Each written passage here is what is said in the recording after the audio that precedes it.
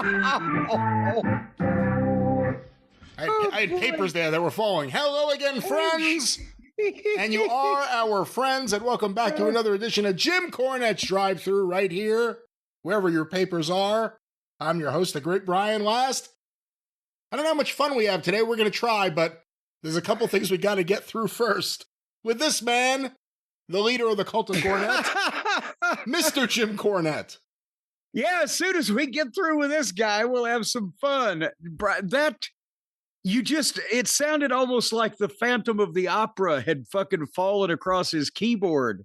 What? After being unmasked in the middle there, and then say you tried to get it back and it went all over the place. I thought it was just fine. There was that. It was building slowly to not be offensive, and then suddenly, just again, you were supine on the keyboard, just in the midst of a seizure of some description. I have a hearing issue. You said I'm super on the keyboard. Let me just write that down right here. You have a hearing issue. Well, listen, we promised fun today. You can't go back on that. Well, Brian, let me ask you a question. Is it better to have loved and lost than never to have loved at all? Let me put this a different way. Yes. I'll put it a different way. That's a good idea. Let's say you never had something. You always wanted it. You've kind of wished you had it. You kind of might even be bummed out you don't have it, but you can't miss it because you never had it, so it's not gone. It was never there. But then when you have something, and suddenly it's just taken away from you, just snatched away from you for no good, compelling reason, and you had it, and now you're pissed, right? Case in point, last year in April at this time, what was going on in Louisville, Kentucky? It was raining incessantly. It was flooding. There was 10 feet of water in parts of downtown. State of emergency, disaster area, whatever the fuck. And they canceled Thunder over Louisville. And we were all bummed out because we had it and they took it away. But then this year they've been promoting the big red, white, and blue Thunder in honor of 250 years of America.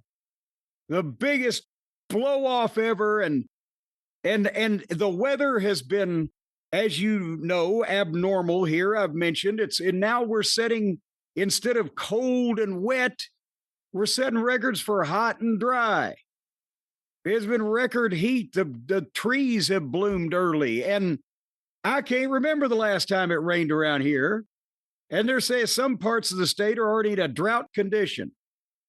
Guess when the next time that severe storms are coming through the area has now been forecasted to be? When's that?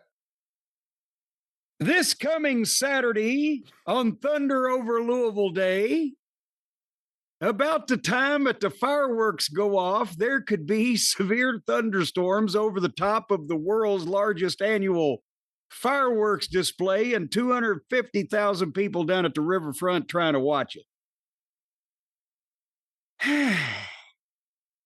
What are they going to do?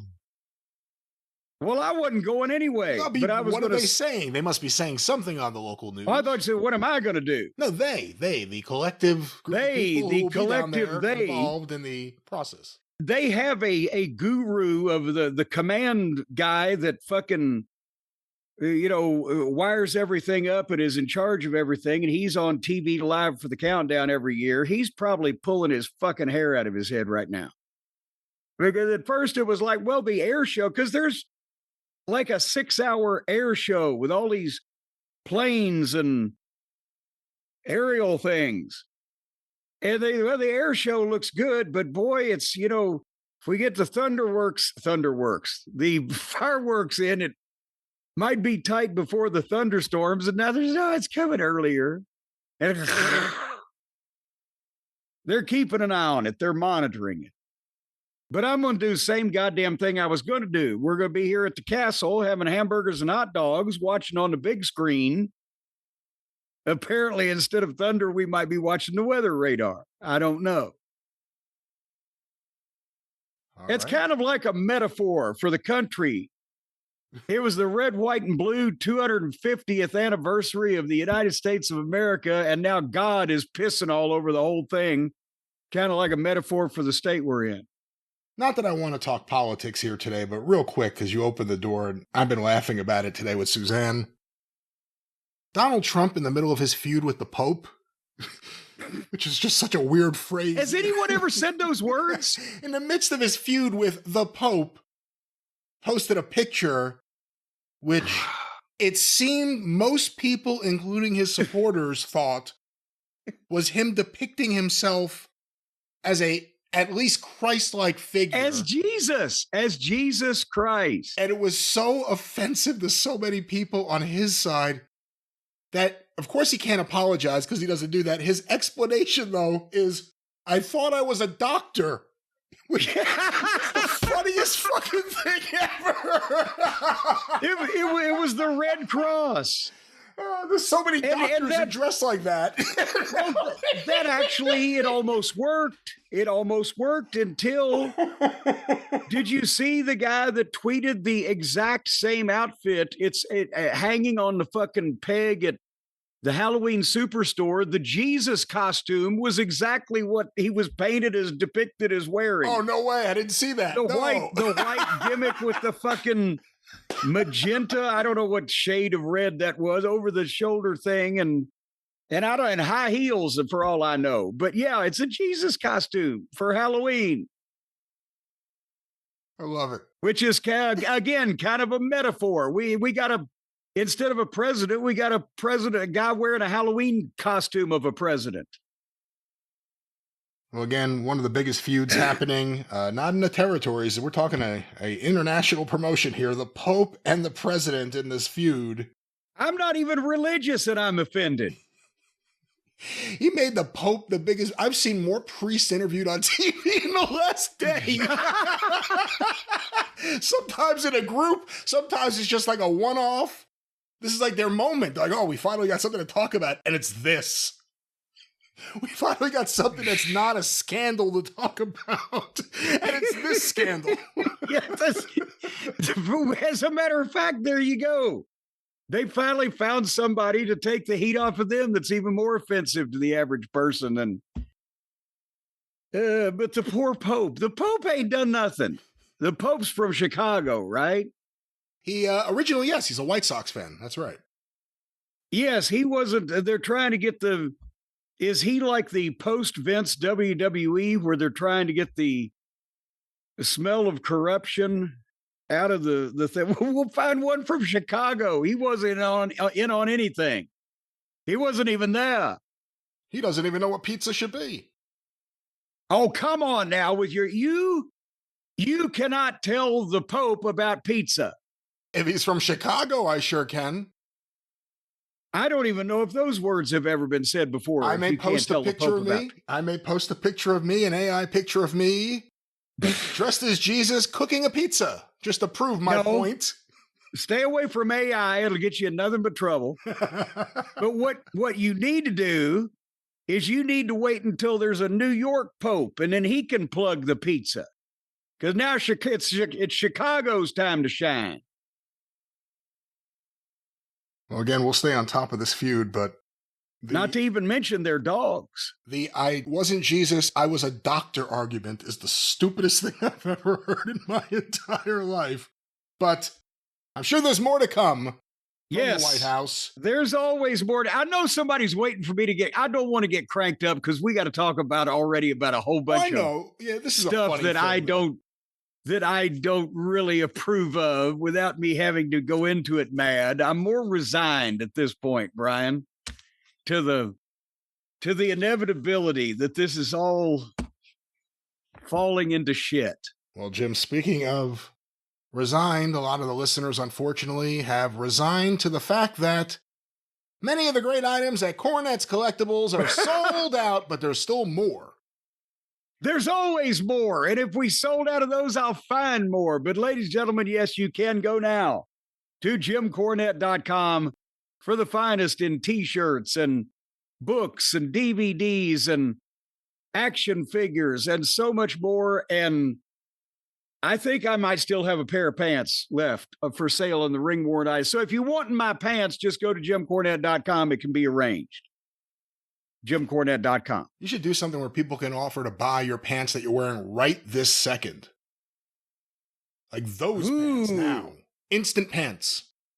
I don't know. Would I be able to wash them first? I might be embarrassed. These might be the ones with the skid mark. You can de-pants Jim Cornette. It's a great campaign. No, you know, that's what they should have done back in the Attitude Era. If they'd had the internet and all of this folderol, they could have had actually where you set the diva down and actually buy the clothes off of her. And boy, when it gets down to just a few items, you know, the bidding would have been hot and heavy, as they say. That's right. We did have the internet back then, by the way.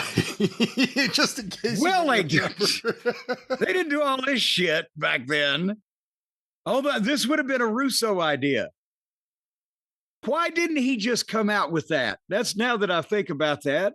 That would have been the next step from all of his previous sojourns into ideas for the girls. Just have them come out and have people bid to buy their clothes off of them. Well, there's still time. Just like there's always time at JimCornette.com. But Jim... Oh, was that still the plug? I have no idea. I don't know where we are or where we're going because I've watched a lot of wrestling over the past few days, including falling asleep at least once during a wrestling program.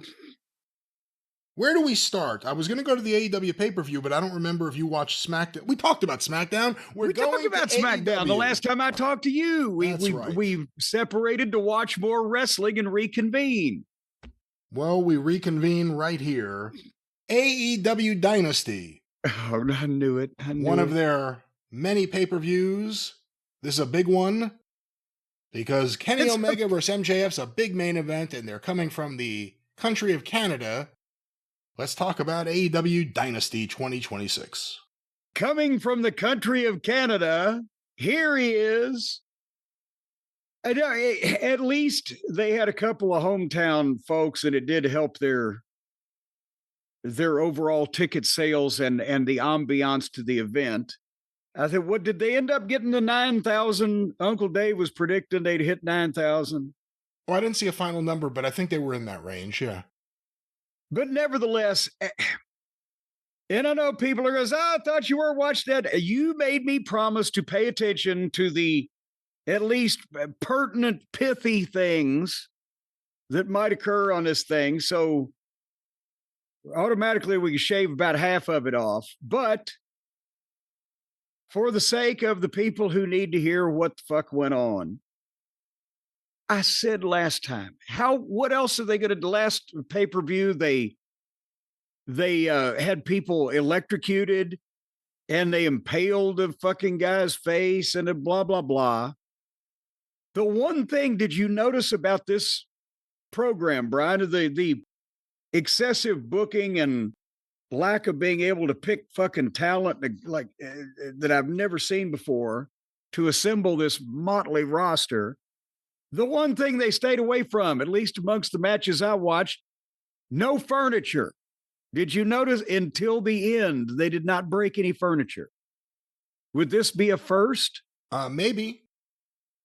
With that being said, from the beginning of the show, they were ignoring the basic rules of wrestling, like one guy in the ring at one time, or you can not stay on the floor for a count of 100. Oh, yeah, no, they did everything else.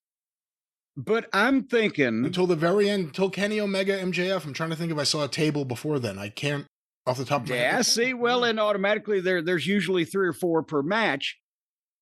At least, and I would have to think that in normal cases, the main event participants, but I can't give Kenny credit for this much sense, but I guarantee MJF went in there and said, I'm not going to fucking let this guy do all this screwy shit to me he wants to do unless nobody else is going through fucking tables.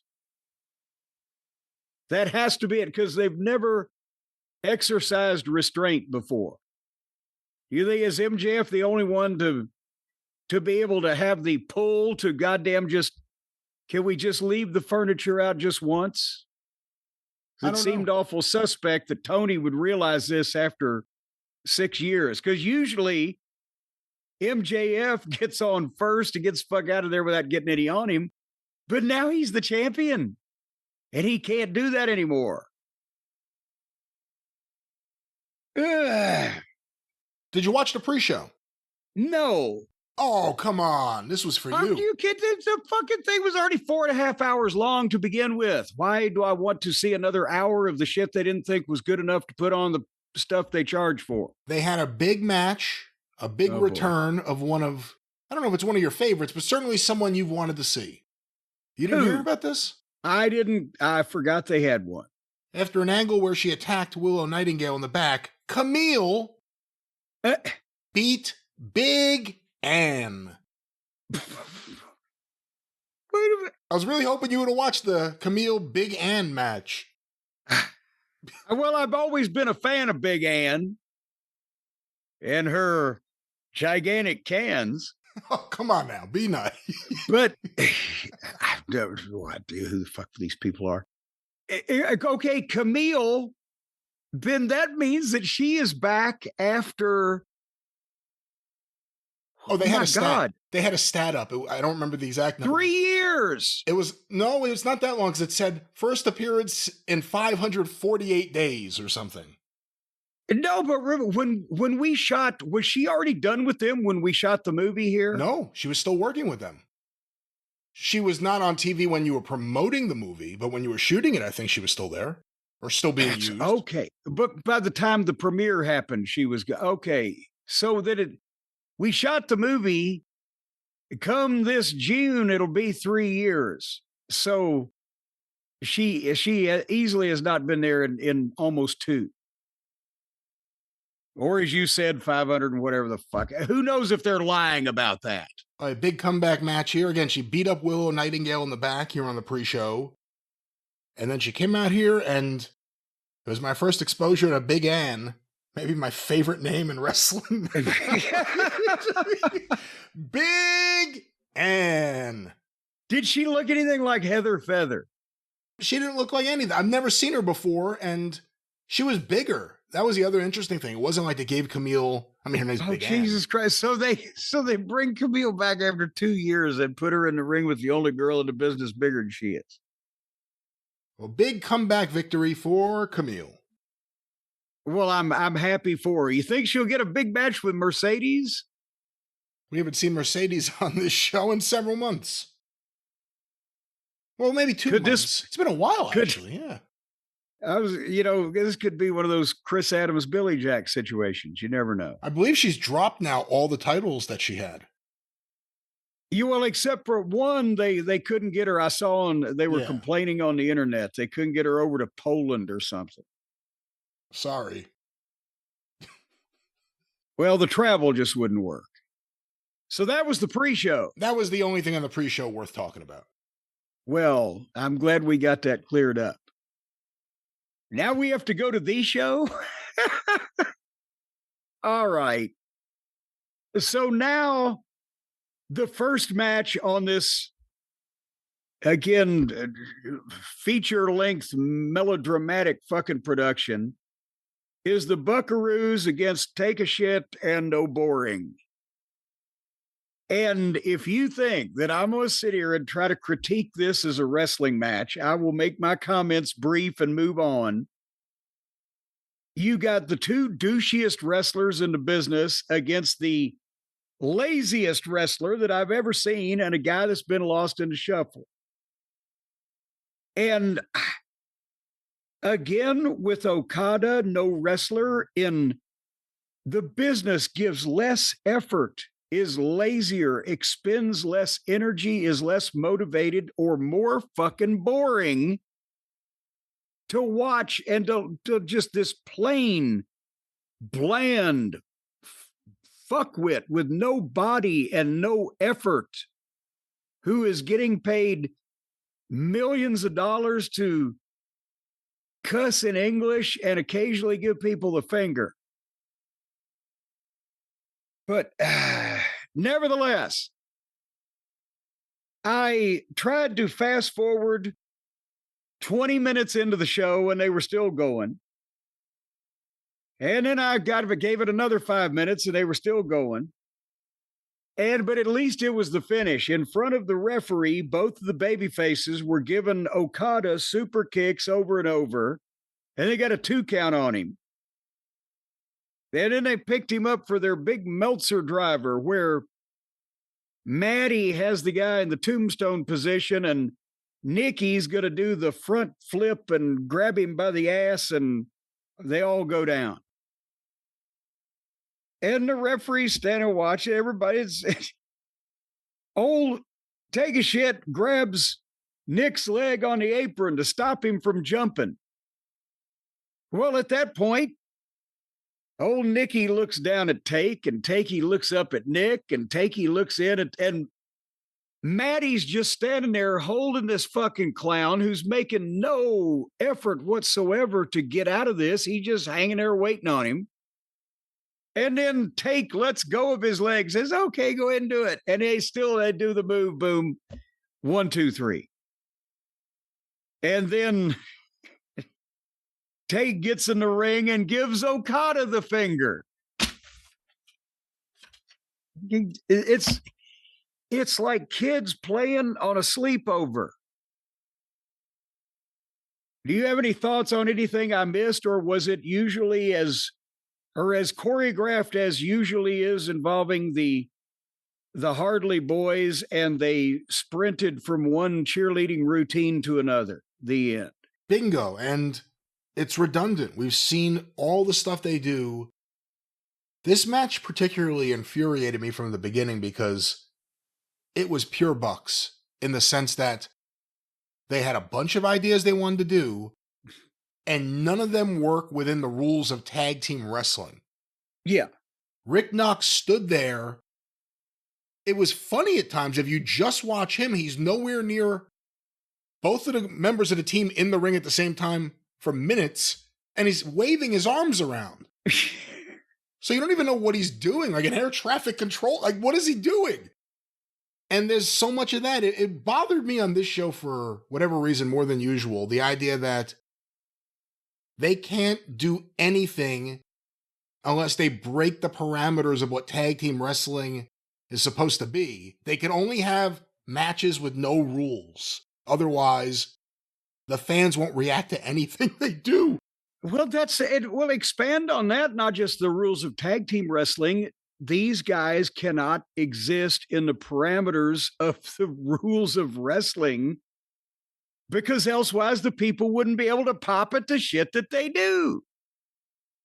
And when you go out there and give people electrocutions and fucking high falls into shark-infested waters and all, of course they're going to, oh. But then if everybody gets eaten by the sharks and everybody gets electrocuted, after a while they're like, shit, wonder what other way what about a grenade? It just goes on and on. And that's the thing that they did with a lot of this show. Because they couldn't break furniture, so they just broke everything else. Like, the creative thing was the way the Midnight Express, for instance, handled things. You guys cheated. You guys worked where you had 2 guys in the ring at the same time and you doing something on the outside while the referee was distracted or within the rules of making it all work, and it built the drama of the match. All they can do from the moment the match begins is a bunch of things they thought of in the back or thought of at home that could only happen if everyone could be in the ring at any time and they have endless time to do it. And like I said, that pissed me off on this show. The idea of no count was I'll ask you real quick here. Moxley and Osprey, was that no rules, or was it no count out or anything?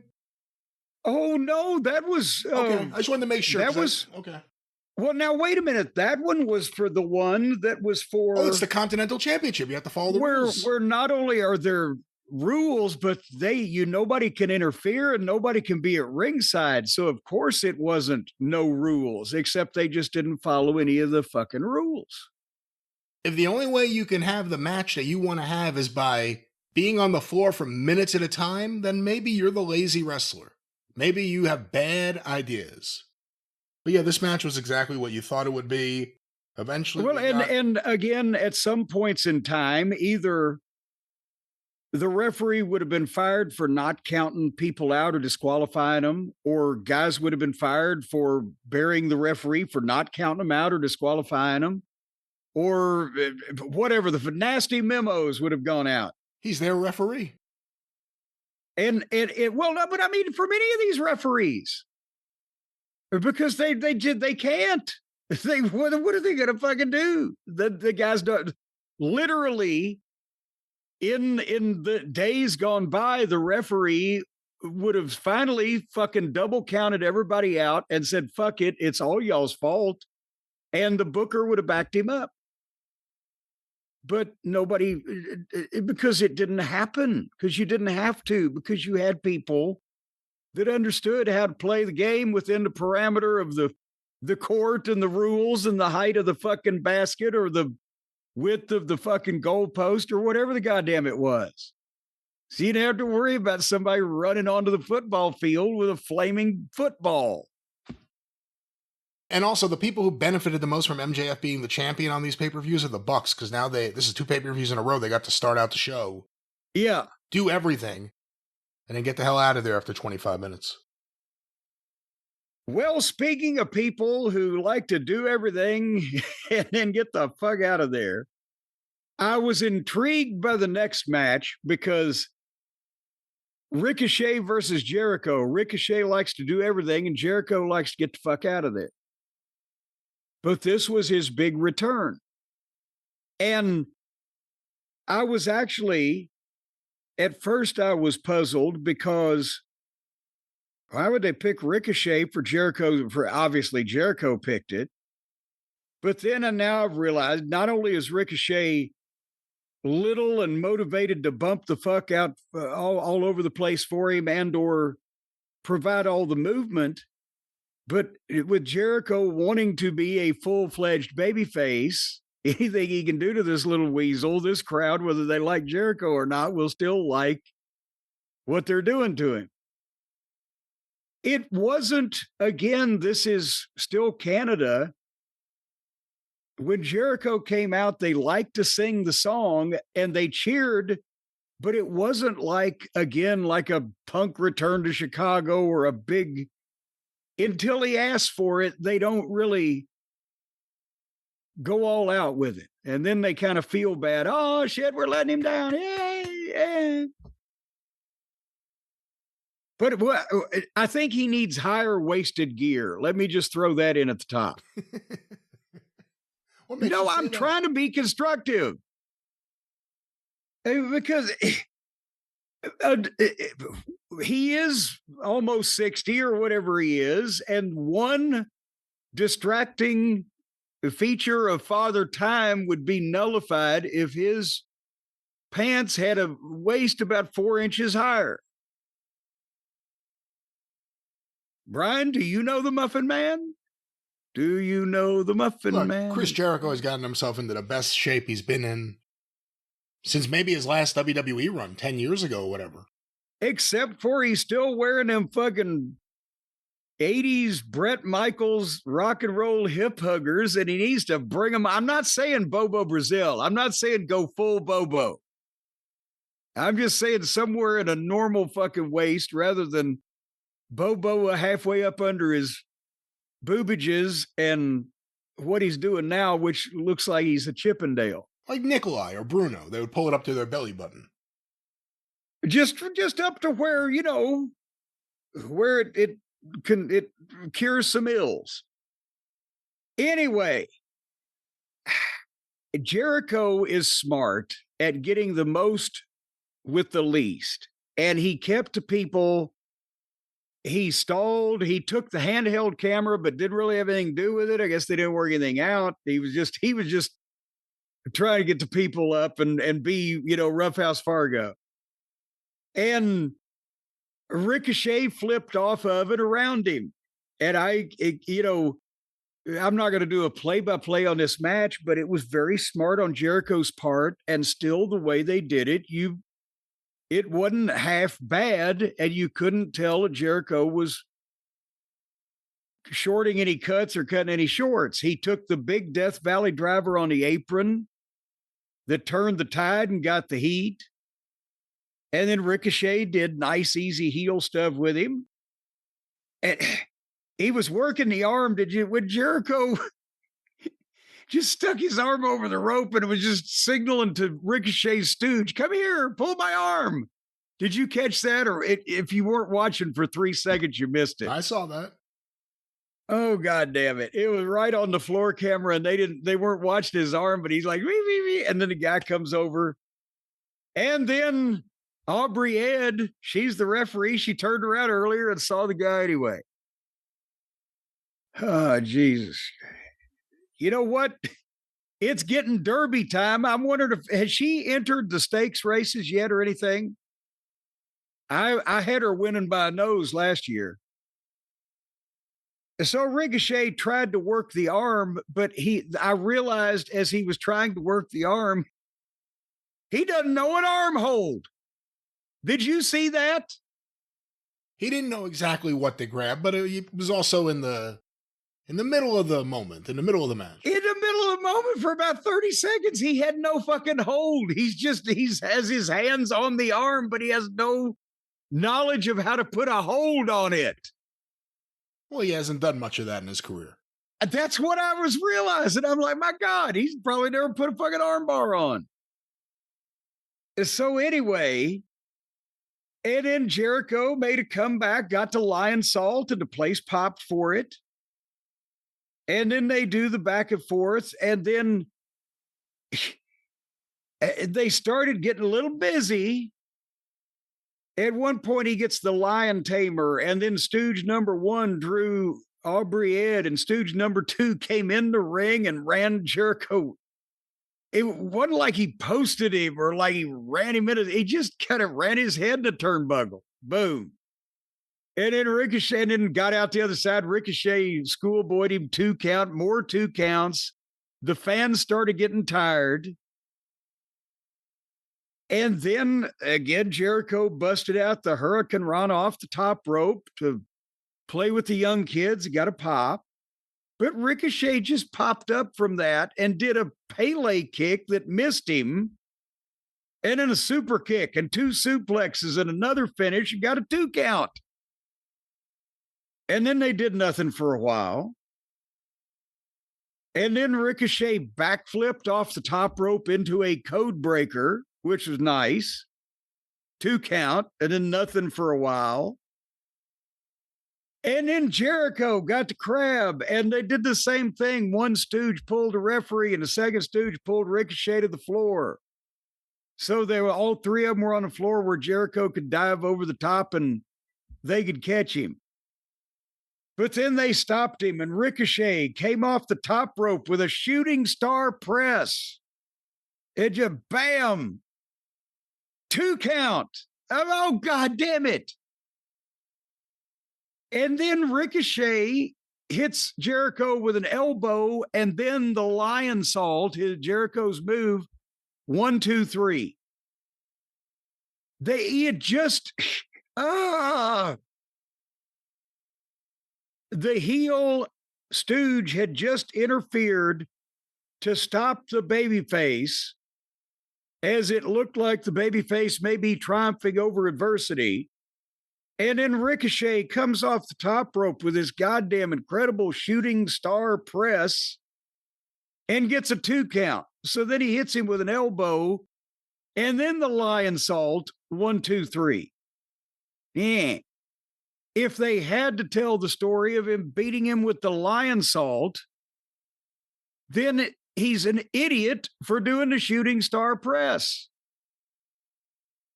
The fucking stooge can stop him and he can hit his Lion Salt, 1, 2, 3. But because bald dipshit had to get his backflip off the top rope in, then he lost his fucking moment. It was anticlimactic. And if Jericho agreed to it, he just got beat flat instead of by nefarious means in the momentum change. Otherwise, that is just great. Surprising finish. I thought Jericho looked just fine in there. Ricochet did what he had to do, obviously. Interference wasn't for me. And Jericho loses, and he gets to make that part of his story. He's a babyface. He didn't, like you said earlier, you don't have to do much to get cheered against Ricochet. The AEW fans know he's a douchebag. And Jericho, the smartest thing has just been the scheduling of his return. The first night in his hometown, didn't get as big a reaction as they had hoped, but still got a good reaction. Got a great reaction last week on Dynamite, wherever they were in Canada. And then here. He said he did everything he could to get them behind him. They were pretty behind him. So far, in Canada at least, the Chris Jericho babyface run has been pretty good for AEW. Let's see what happens when they come to the States and we get more promos and more angles. But I think Jericho's done a pretty good job so far as a babyface, notwithstanding the result of this match. Well, and that's the thing is that it was right for him to do this job. First of all, he was always going to do that because that's part of making him the babyface. On the finish, I think it just lost they lost the plot there for a second. And it's a kind of a running theme through this show, which they do all the time. They go too far. But, again, that's the thing is Jericho is smart at how to present Jericho as far as getting the most out of the least in these matches. So, because old Uncle Dave was like, well, Jericho's coming in at a place used to great matches. Well, no, almost none of them are great matches, but they're used to fucking flippy chaos, bullshit, risk your life matches. And how's Jericho going to compete there? They did a wonderful job. He learned from Bullet Bob Armstrong when he was just a wee boy watching Bob Armstrong. When Jericho was in Smoky Mountain Wrestling is 2 years younger than Chris Jericho is right now. That is crazy. Maybe it's the haircut, but Bob Armstrong looked 10 years older than he was, and certainly older than Jericho. Although, well, but Bullet's arms were bigger than Jericho's is now. But that's the thing. It's different eras and people get used to different things. But yes, Bullet Bob, when Chris Jericho was in Smoky Mountain Wrestling with Bullet Bob Armstrong, the retired commissioner that would come back to wrestle for the big shows, Jericho is now 2 years older than Bob was then. How old was Sandy Scott? I'm going to say in between 62 and 63.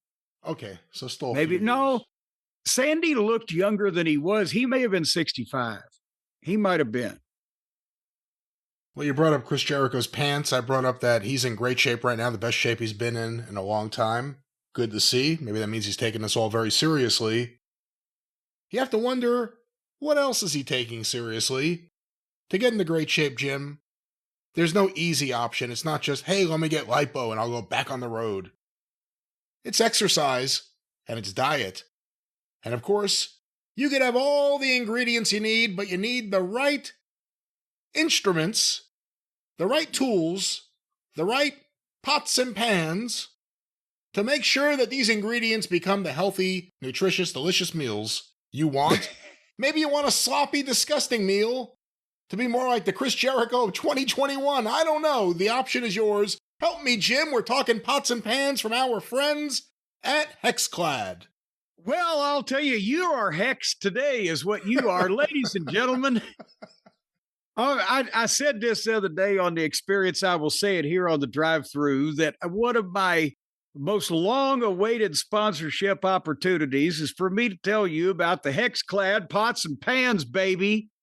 Because Hexclad, these are the best kitchen utensils that we have ever had. And again, after I talked to you the other day, I went back to my Hexclad frying pan, and I'll have you know that on 8-ounce burger patties, I got a sear like they were over an open flame at medium heat in 4 minutes and flipped that thing over and cut it down to 2 for the next 3 minutes, along with melting the cheese.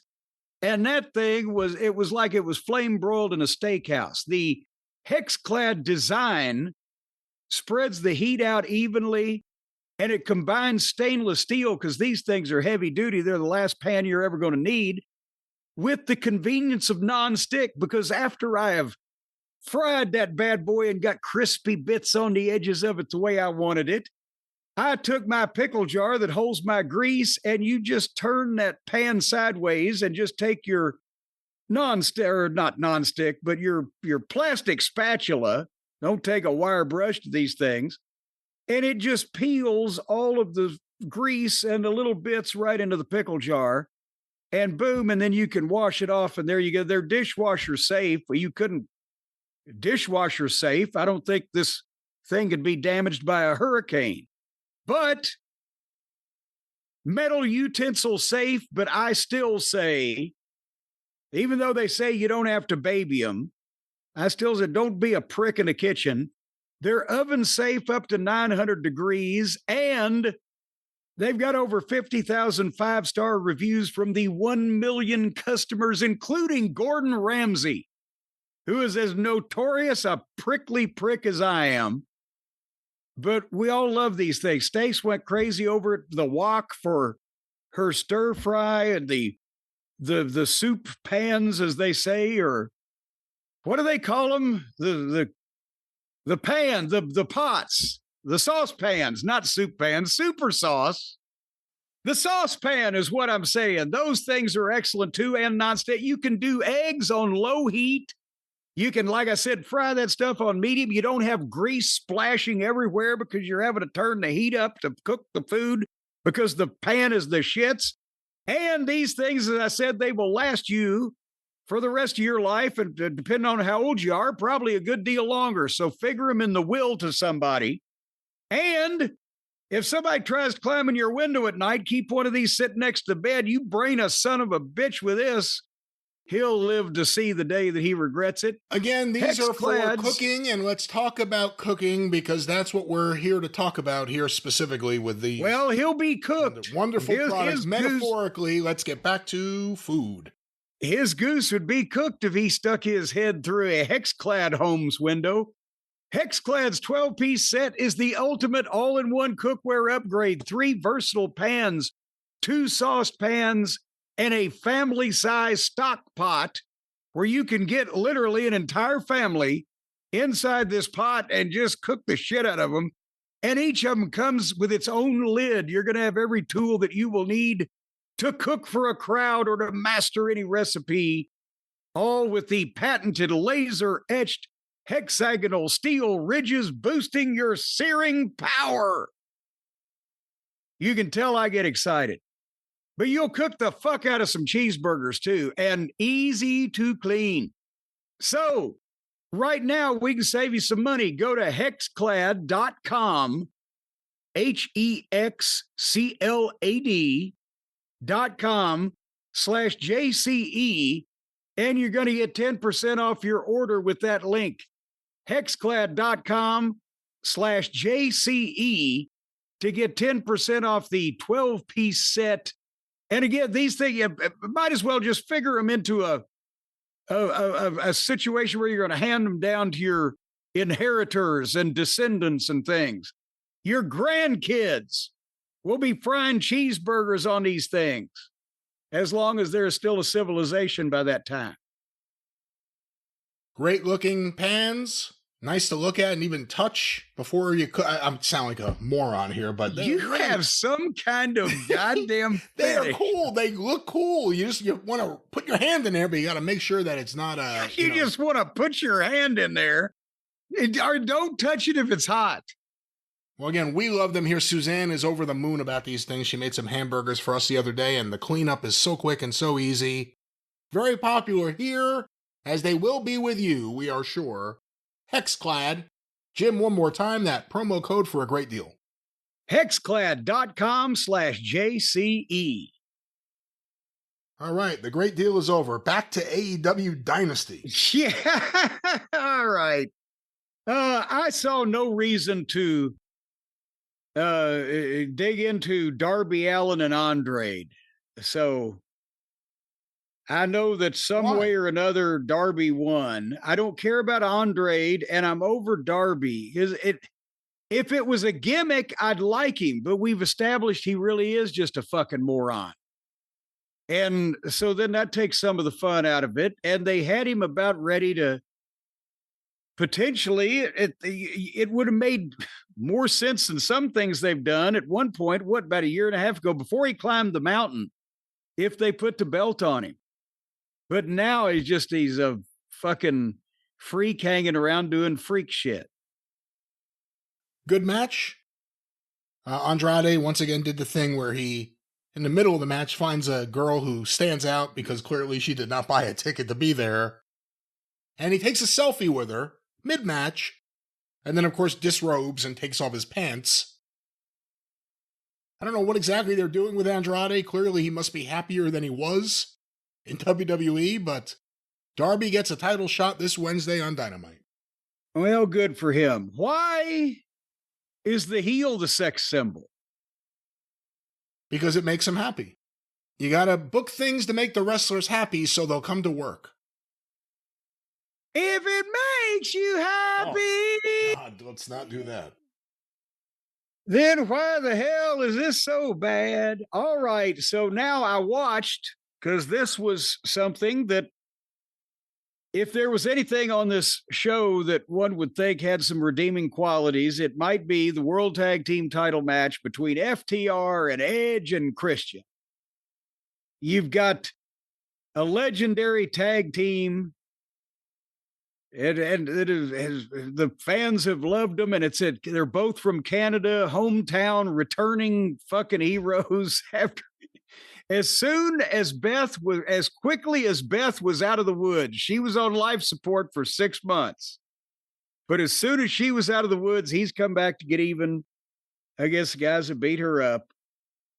And FTR, again, they can work.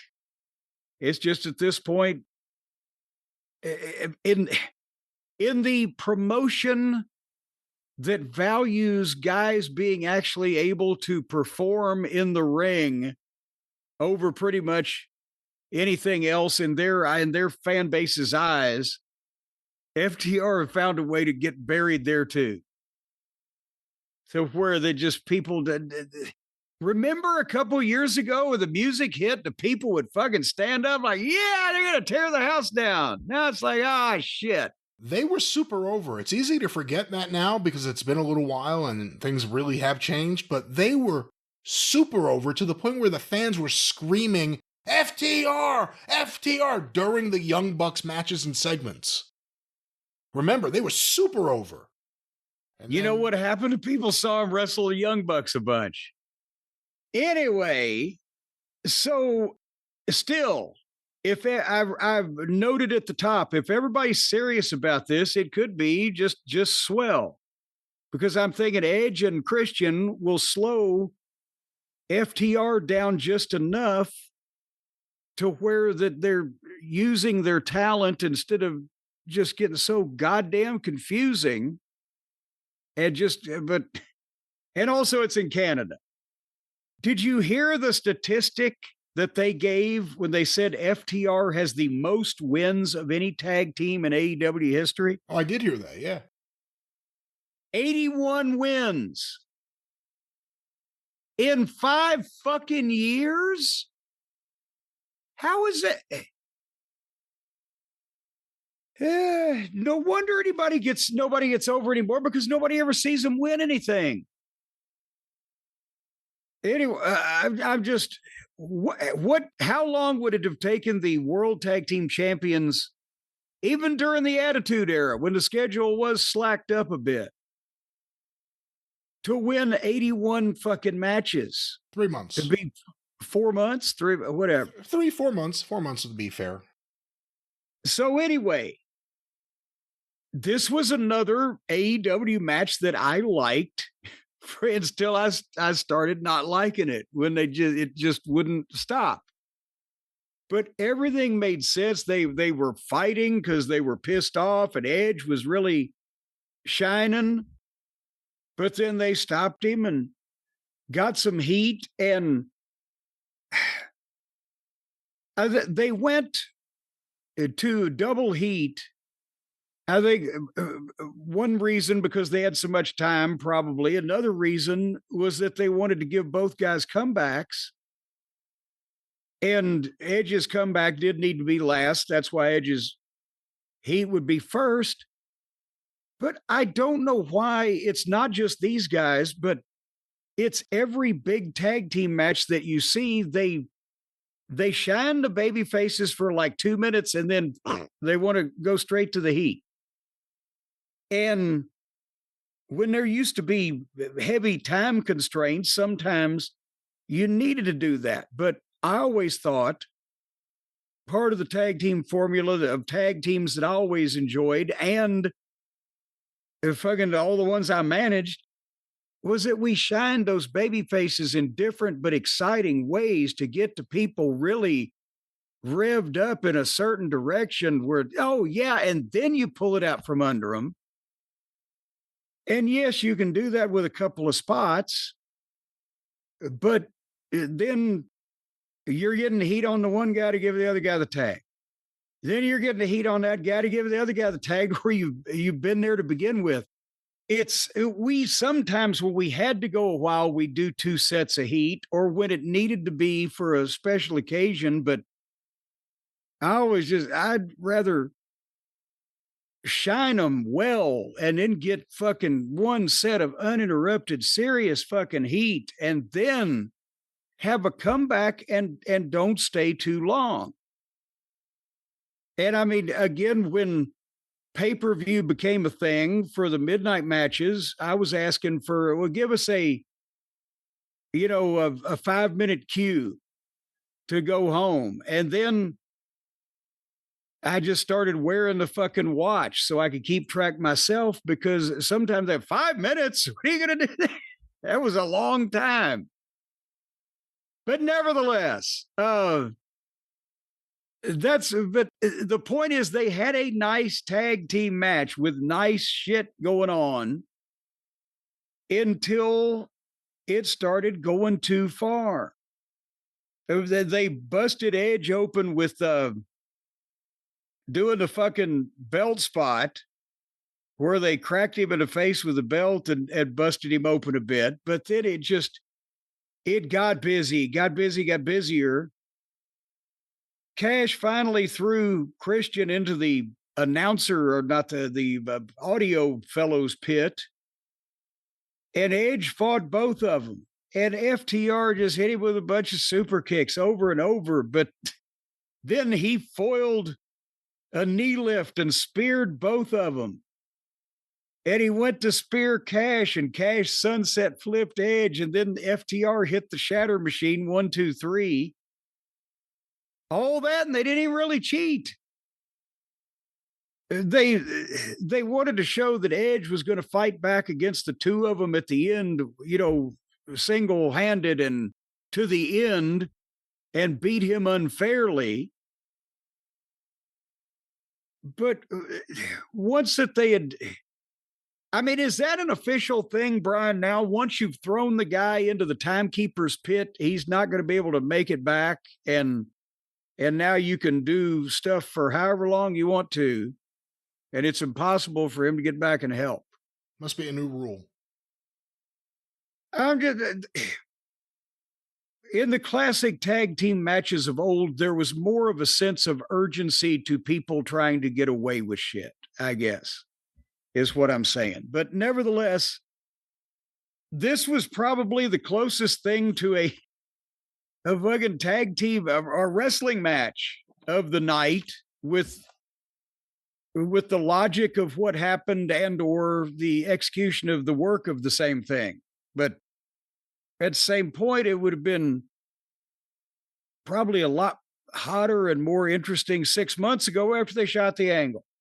Your thoughts? It was all right. I'm not a Cope and Cage fan, and they didn't do anything here to make me fans of theirs. FTR are impressive. If you just stop and watch them, they always know what they're doing or where they are. They obviously can work anyone's match. They're booked like shit. This feud has been booked like shit. Edge and Christian lost the match. So the wife got attacked. Everyone disappeared off TV forever. Then they came back, immediately beat up the manager, and then they lost the match? This feud is terrible. But, yeah, I have nothing else to add. I wish FTR were doing other things. Well, and see, here's with the finish. If they're going to have a rematch, then this was fine. Because the babyface has to come back and get revenge for his wife and get even. It doesn't have to be in the first match. But by the same token, do you want to see it again? Do you ever want to see it again? But two things. And by the same token, when the babyface has been gone for 6 months and they just kind of get beat without the manager who means something, whacking somebody over the head with something or whatever the case. And secondly, did they leave anything for anybody to be able to want to see any more of after this? But there's a more egregious example later on in the program of what the fuck. So still, this wasn't bad on the scale of what really fucking sucks. Yeah, boy.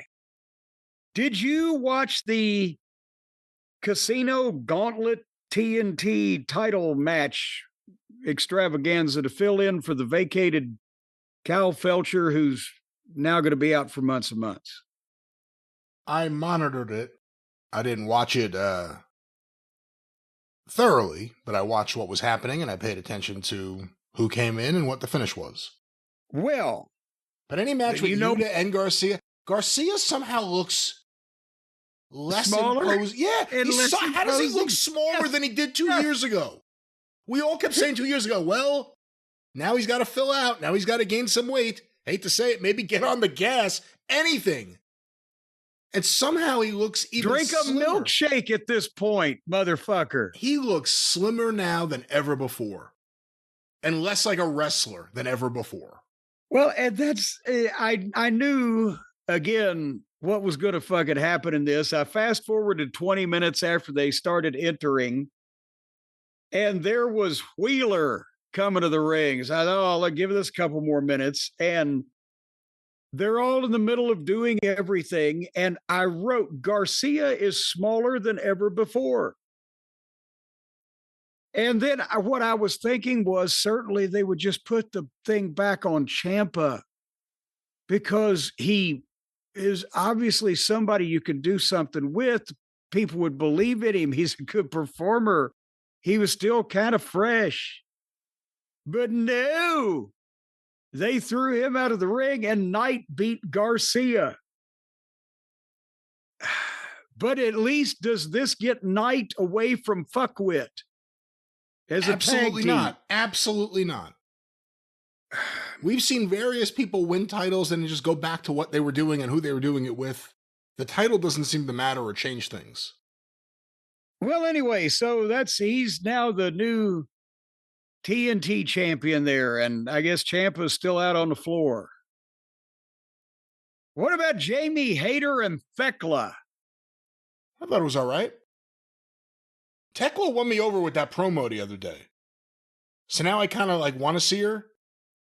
It went a while, maybe too long. I was about to say it took me a long time to fast forward because there was no on-screen fast forward. So I was having to guess, and it took me a long time for this.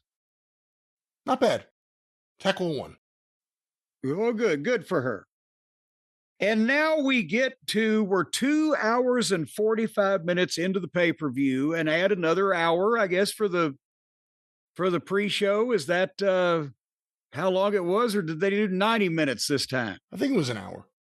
Okay, so we're almost 4 hours into this show for the people in the building or the people who have watched the thing from the start. And we come to the return of the top babyface from a near career. I sound like Nick Goulas now. It'll be a near career rear-ending situation. A near career ending issue and surgery The babyface returns Will Ospreay against the heel that now, this week, John Moxley. We never knew why Moxley and his gang were heels to begin with and tried to take over the company for its own good and pour bleach down people's throats. And then they just became baby faces and he just quit bleaching people. And they got mad at the other group of heels that is an indistinct group that comes and goes and argues with each other, and had multiple 6 and 8 man and mixed tag matches against that group. And now, as suddenly as Osprey returns, they realize that, wait a minute, we've made a baby face out of the guy that fucking crippled Osprey. So when he comes back, Moxley just becomes a heel again. And now they have the showdown, Brian. Have I encapsulated that correctly? I'm over here now. Whoops, I did it again. So I had to see what the fuck they're going to do here. And I was hoping, can Moxley keep Osprey from becoming a fucking just a chimpanzee in the trees? And by the same token, can Osprey motivate Moxley to actually work like an athlete instead of a fucking like a Nick Gage wannabe fan club president? And the answer to it was both yes, half the time. Because this match, I actually, until a point, was going to say this is the best John Moxley match I'd ever seen. I was going to say that. At the bell, the first move, Osprey came out of the gate, hit his fucking elbow and knocked the fuck out of Moxley. And then stood there smiling, didn't cover him. How much time do I have? So he can beat him up some more. He's got 20 minutes. And then he hit another one and he beat the shit out of Moxley.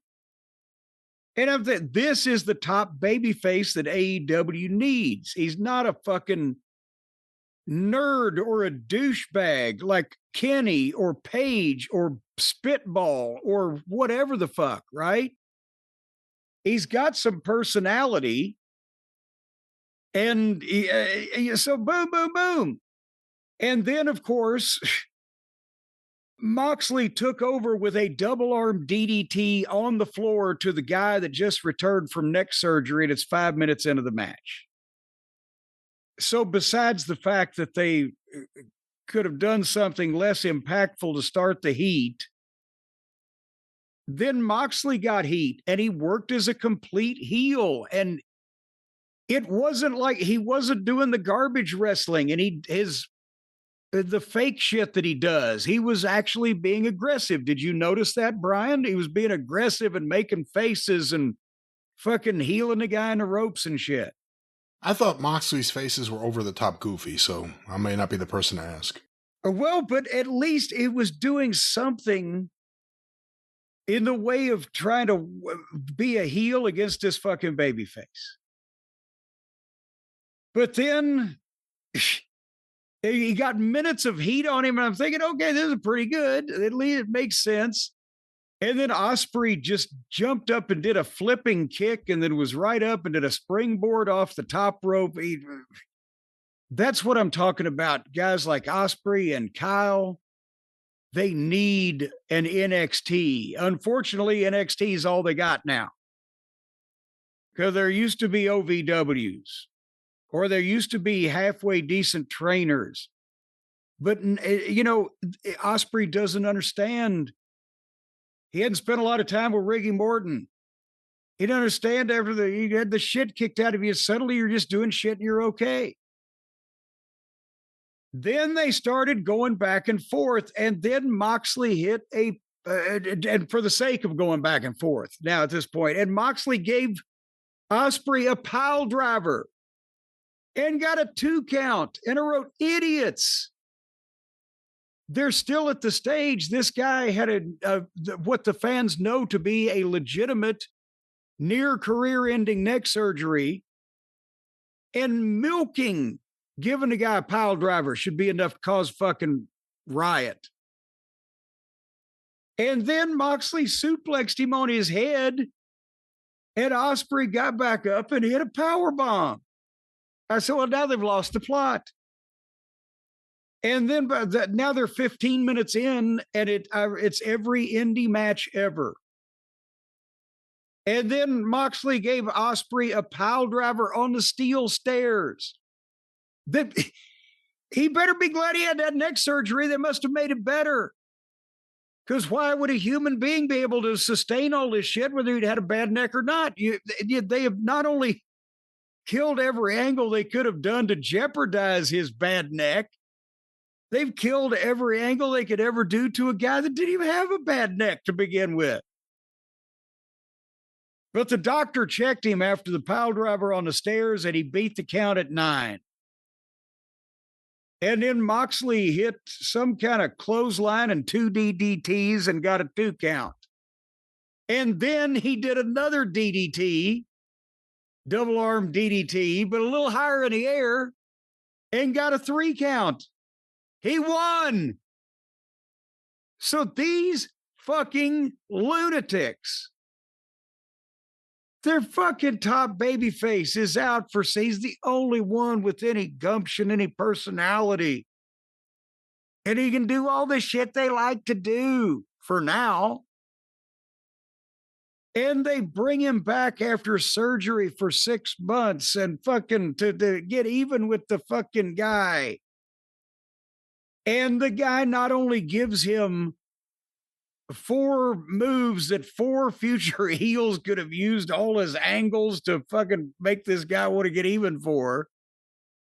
But after he beats the shit out of him and proves that nothing can ever hurt the guy's neck, they beat him. And they beat him flat. He didn't even cheat. The fuck?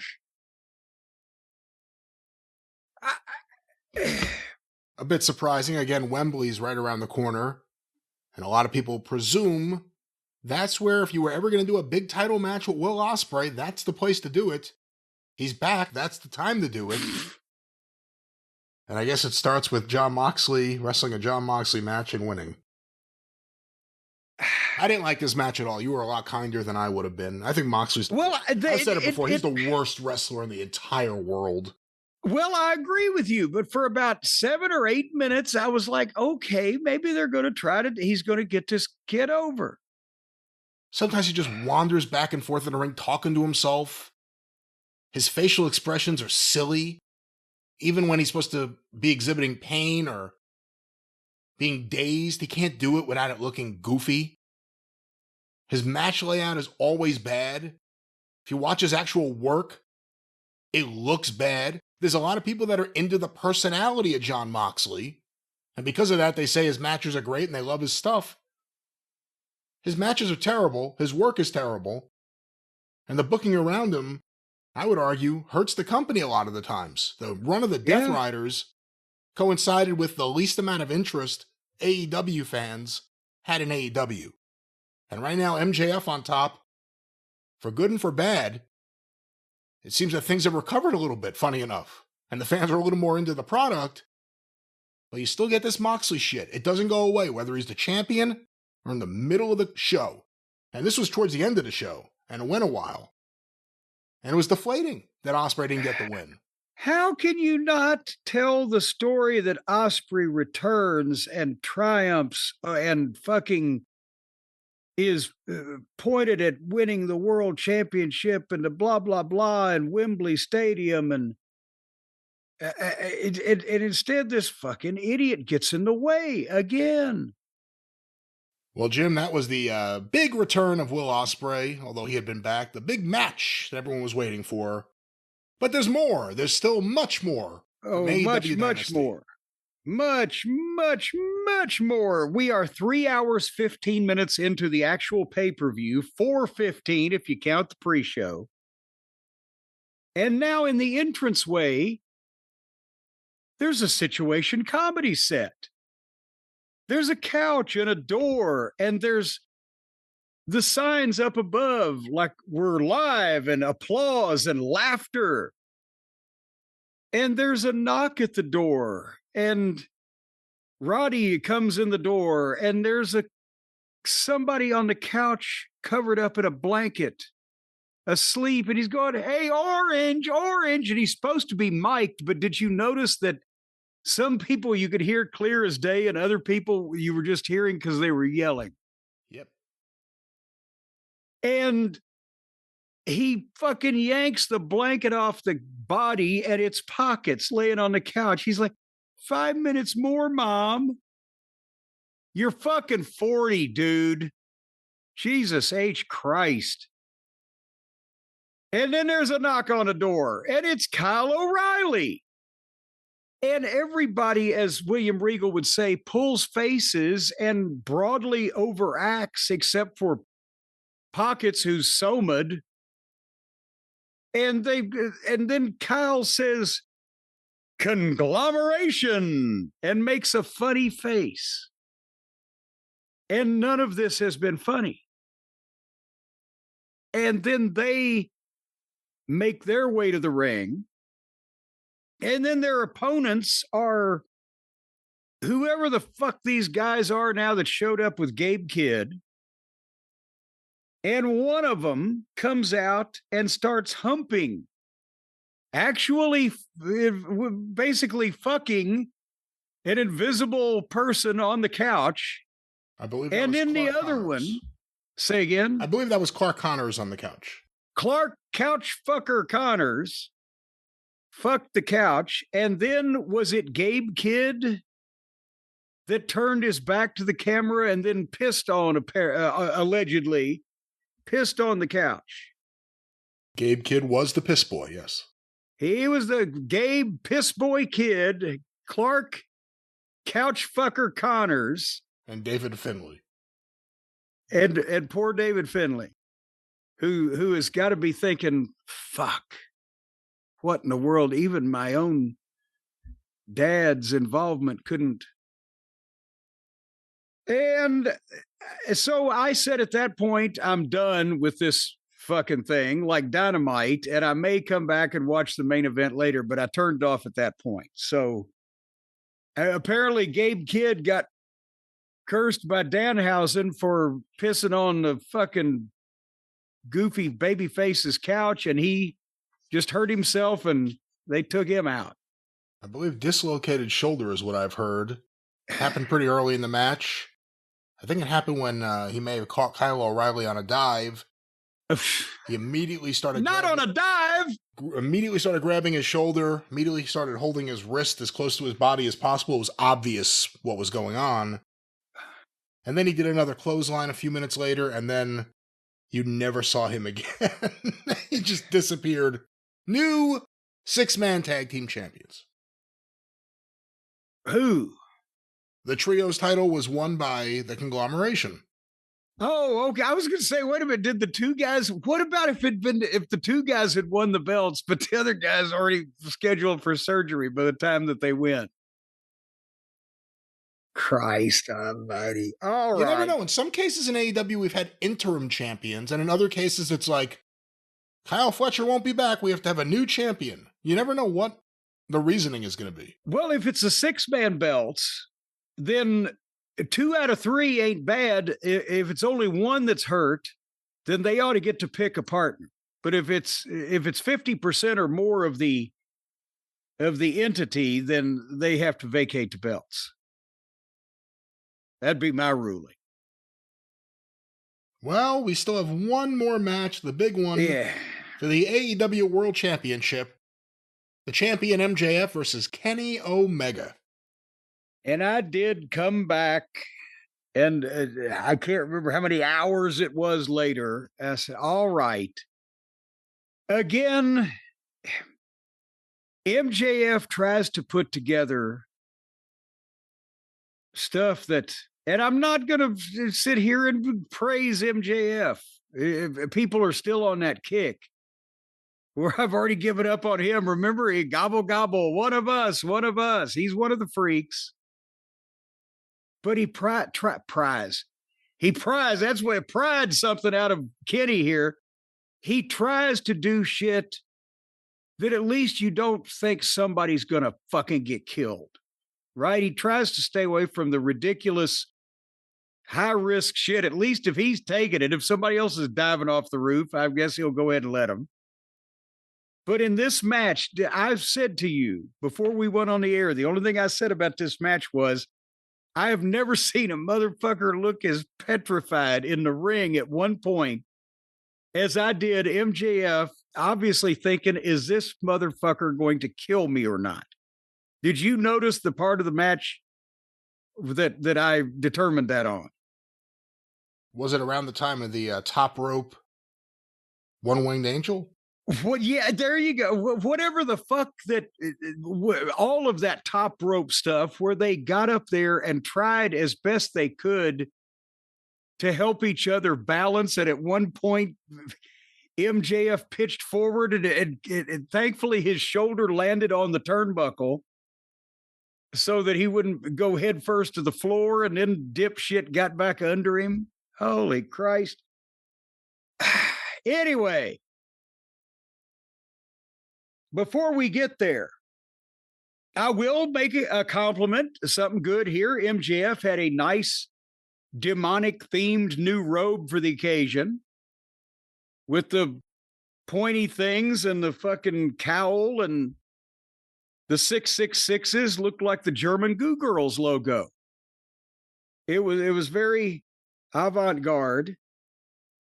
And they did the spot before the bell where the referee searched and/or demanded that MJF give up the diamond ring, which he did, and referee put it in his pocket. So we were ready to go ring the bell on the Devil versus Douchey McBaggington. And I try, Brian. I try. But Kenny has always had the weird, unnatural postures and gestures and movements and facial expressions and the unnecessary pointing and pounding on the mat and this whole God, he's like a fucking high diver and now competing on a 30-meter dive, they just glare at me. But now he looks so worn down and hunchbacked and frazzle-haired. The first spot was an 18-phase bullshit spot that it was all Omega stuff, and he stumbled on one of them. And then MJF took a walk through half the arena. But I mean, at least this was a clear heel and baby face. MJF would do an eye gouge and Kenny would do a Hurricane Rana. But within minutes, they're doing indie shit on the floor, drop toe holds into a chair. That was one of the big ECW inventions that every indie show copied. And then Kenny's backflipping off the barricade. They're 3 minutes into this thing. It just doesn't make sense. Or when Kenny, another thing that I used to like about MJF was when he had an opponent, he could have a realistic, incredible, athletic wrestling match with a guy that could work where he was a heel and the guy was the babyface and blah, blah, blah. Kenny brings a table over the railing, which I think got one of the biggest pops of the night. They just want furniture. And he laid it on MJF while MJF is laying on the floor, and MJF had to pull it into the proper place and sit there and hold it on camera while Kenny did the double stomp off of it. So we're mud show in the first 5 minutes on a big-time pay-per-view. And it'd been minutes since either one of them had been in the ring. To your point earlier, were all of these matches no DQ? No count out? No common fucking sense? Lazy booking? Then I can't unsee Kenny's punches are so the guy can do a high dive off the fucking the cliffs in Mexico on Wide World of Sports. He can't throw a fucking punch. And the selling is he's reacting like he's a video game character or some of this Japanese anime but at the same time, then in the middle of the heat, suddenly he comes alive for 10 punches into corners, starts doing a running spot, and then MJF stops him with a pile driver. But seconds after the pile driver, Kenny does his whole comeback and every move he knows and gets a 2 count. Am I overstating this, Brian? I feel like I'm droning on. No, again, this match droned on. This match went almost 40 minutes, and they kicked out of everything. You know, I was going to ask you, and I'll save it for later. Well, I'll save it for now. This has been a problem in both companies, and obviously on the indies and everywhere. The era of do everything for minutes on end, and both guys kick out of everything at 2. Use your finisher sometimes multiple times within a few minutes, and everyone kicks out. Can you take a step back? Can we turn that back? Because when it's happening everywhere, it defeats the purpose. The purpose wasn't Steamboat and Savage did it, Flair and Steamboat did it. Now every match should be like that match. It's too much. And they're killing each other. You're seeing it. And everyone kicks out of everything. This is the second pay-per-view in a row with a 40-minute MJF match. Here's the thing. Then they started doing the shit, and I mentioned it earlier, but first they're going to get up on a turnbuckles, but it's obvious that MJF has to help Kenny get MJF up on his shoulder and to climb the buckle, but then slip. After, again, kind of looking scared shitless on that one, but then they climb up again. And Kenny carefully lets MJF pick him up for a tombstone, but Kenny squirms out, but then they climb up again and then they do 10 different fucking moves in the ring and reverse Hurricane Ranas to each other where they pop up, and MJF hit a Canadian destroyer on Kenny, and Kenny just popped up to his feet and gave MJF a knee lift and got a 2 count. But did he acknowledge that the move had been delivered to him? And they weren't 20 minutes in at that point. And I wrote, this is the fakest fucking video game wrestling I've ever seen. And I started making my grocery list for Thunder over Louisville with this kind of on in the background. It also may have been the slowest paced Kenny Omega match at times. Because although it didn't go like really slow, you could tell they needed an extra second or 2 at times for Kenny to be able to move to do something. Or who was it that was like bent over just waiting for like a minute? It wasn't a minute, but there's a lot of that. There was a lot of like, okay, we have something we were going to do. Now we got to wait to set it up. I think at various points, Kenny has been over and waited a minute, but they both did it in this particular thing. And then they went back to when they'd already almost fucked up before. They went back to the top thing again, where Kenny is trying to give MJF the one-winged fairy off the fucking top rope or whatever, but he almost lost him, and MJF is caught on the turnbuckle before going headfirst to the floor. And then as Kenny is trying to get under him and get him up there, the face on MJF was like, oh my God, is this motherfucker going to kill me? And he gave him that thing off the top rope, which is risky enough to do it right. Landing in a folded up fashion like that off the top rope in the corner of the wrestling ring is not a thing you want to be doing regularly. And then MJF rolled out. It was a fake move that could really hurt you, delivered in an obviously cooperative fashion. And then they went back to the match like after a while, like nothing happened, and they kept kicking out of everything. And then Kenny knocked the referee out. And then MJF hit Kenny in the balls and went to pick the referee's pocket for the diamond ring. besides the fact that MJF is not a natural pickpocket, it took him a few minutes. Well, not a few minutes. It took him 30 seconds or whatever.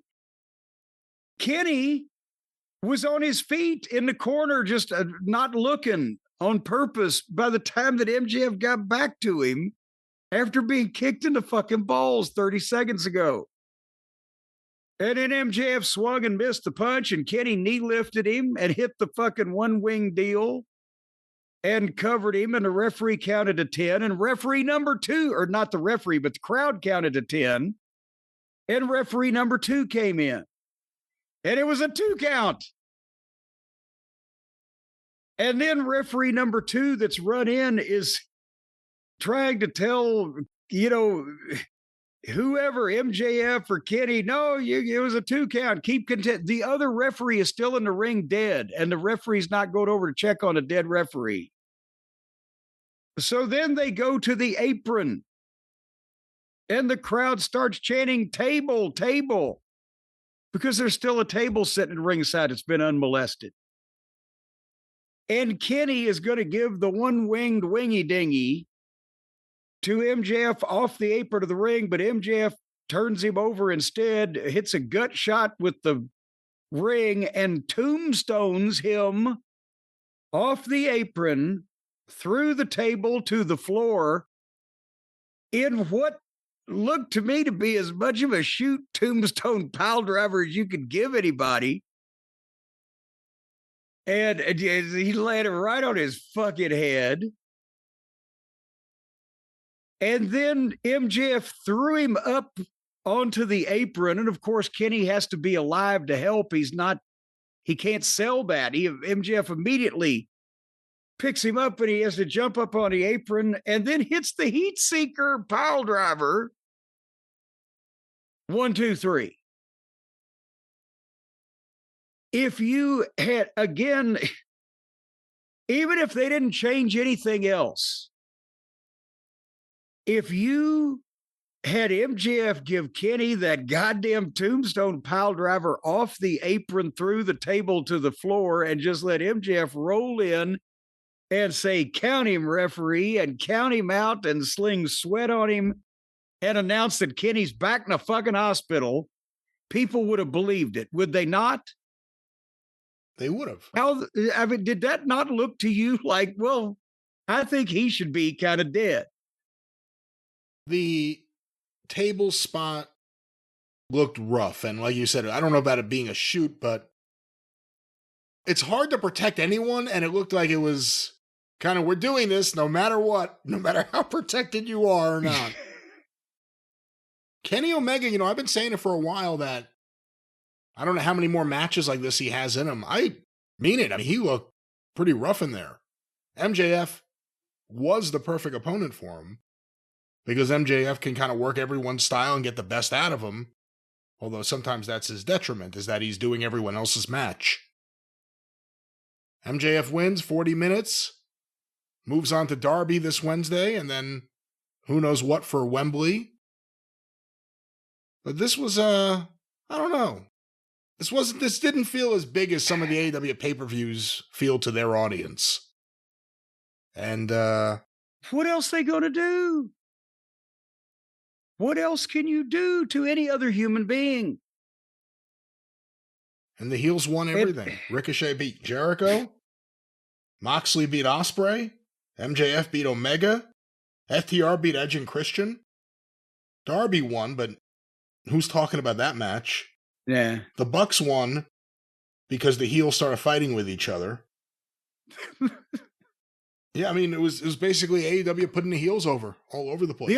The only people can beat the heels are the other heels. Any final words on MJF and Omega and AEW Dynasty? That match was for the dogs. Indeed, Jim, what a wonderful transition. Indeed it was, and in fact, Kenny Omega was once for the dogs in the sense that he took poor Larry the dog and handed him off to Mega. But what we're talking about here, Jim, is a way to feed your dog and feed your dog with something that isn't just cheap dog food, something that is human grade, made by human chefs. That's one of the guarantees. Yes, and made from human beings, folks. I'll tell you what. It's Soylent Green, but it's easy to store and serve while at the same time fresh and healthy. Where you got to have the doggy chef come from the doggy restaurant and cook up Fido's meal right there on the stove, and it's fresh and healthy. But also that chef is starting to track mud in the kitchen, and he's just annoying to talk to. So now you can eliminate the middleman. The human chefs in the human grade kitchen using human grade food have made fresh and healthy food that's easy to store and serve for your precious poochies. Sundays for dogs. And that's why Sundays was founded by a veterinarian and a mother, Dr. Tori Waxman. She had married a Dalmatian of some repute years ago, a purebred. Let's not say anything. And then she's a mother of a puppy. The mother of a puppy in terms of it's her puppy, not that she gave birth to a litter. She got tired, Brian, of seeing so-called premium dog food full of fillers and synthetics. So Sundays is air-dried real food made in a human-grade kitchen using fresh ingredients, and every bite of Sundays is clean and made from real meat, fruits, and veggies with no kibble, no weird ingredients, no possum toenails, no rabbit sphincters, and all the other stuff that they put in questionable dog food, because your puppy deserves food made with care, not in the interest of cheapness and easiness. You should be ashamed of yourselves, parents. And you just scoop and serve this stuff. No freezer, no thawing, no prep, no mess. Just fueling their happiest, healthiest days. And you can notice a difference in their demeanor and their expressions, as Howard Finkel would say.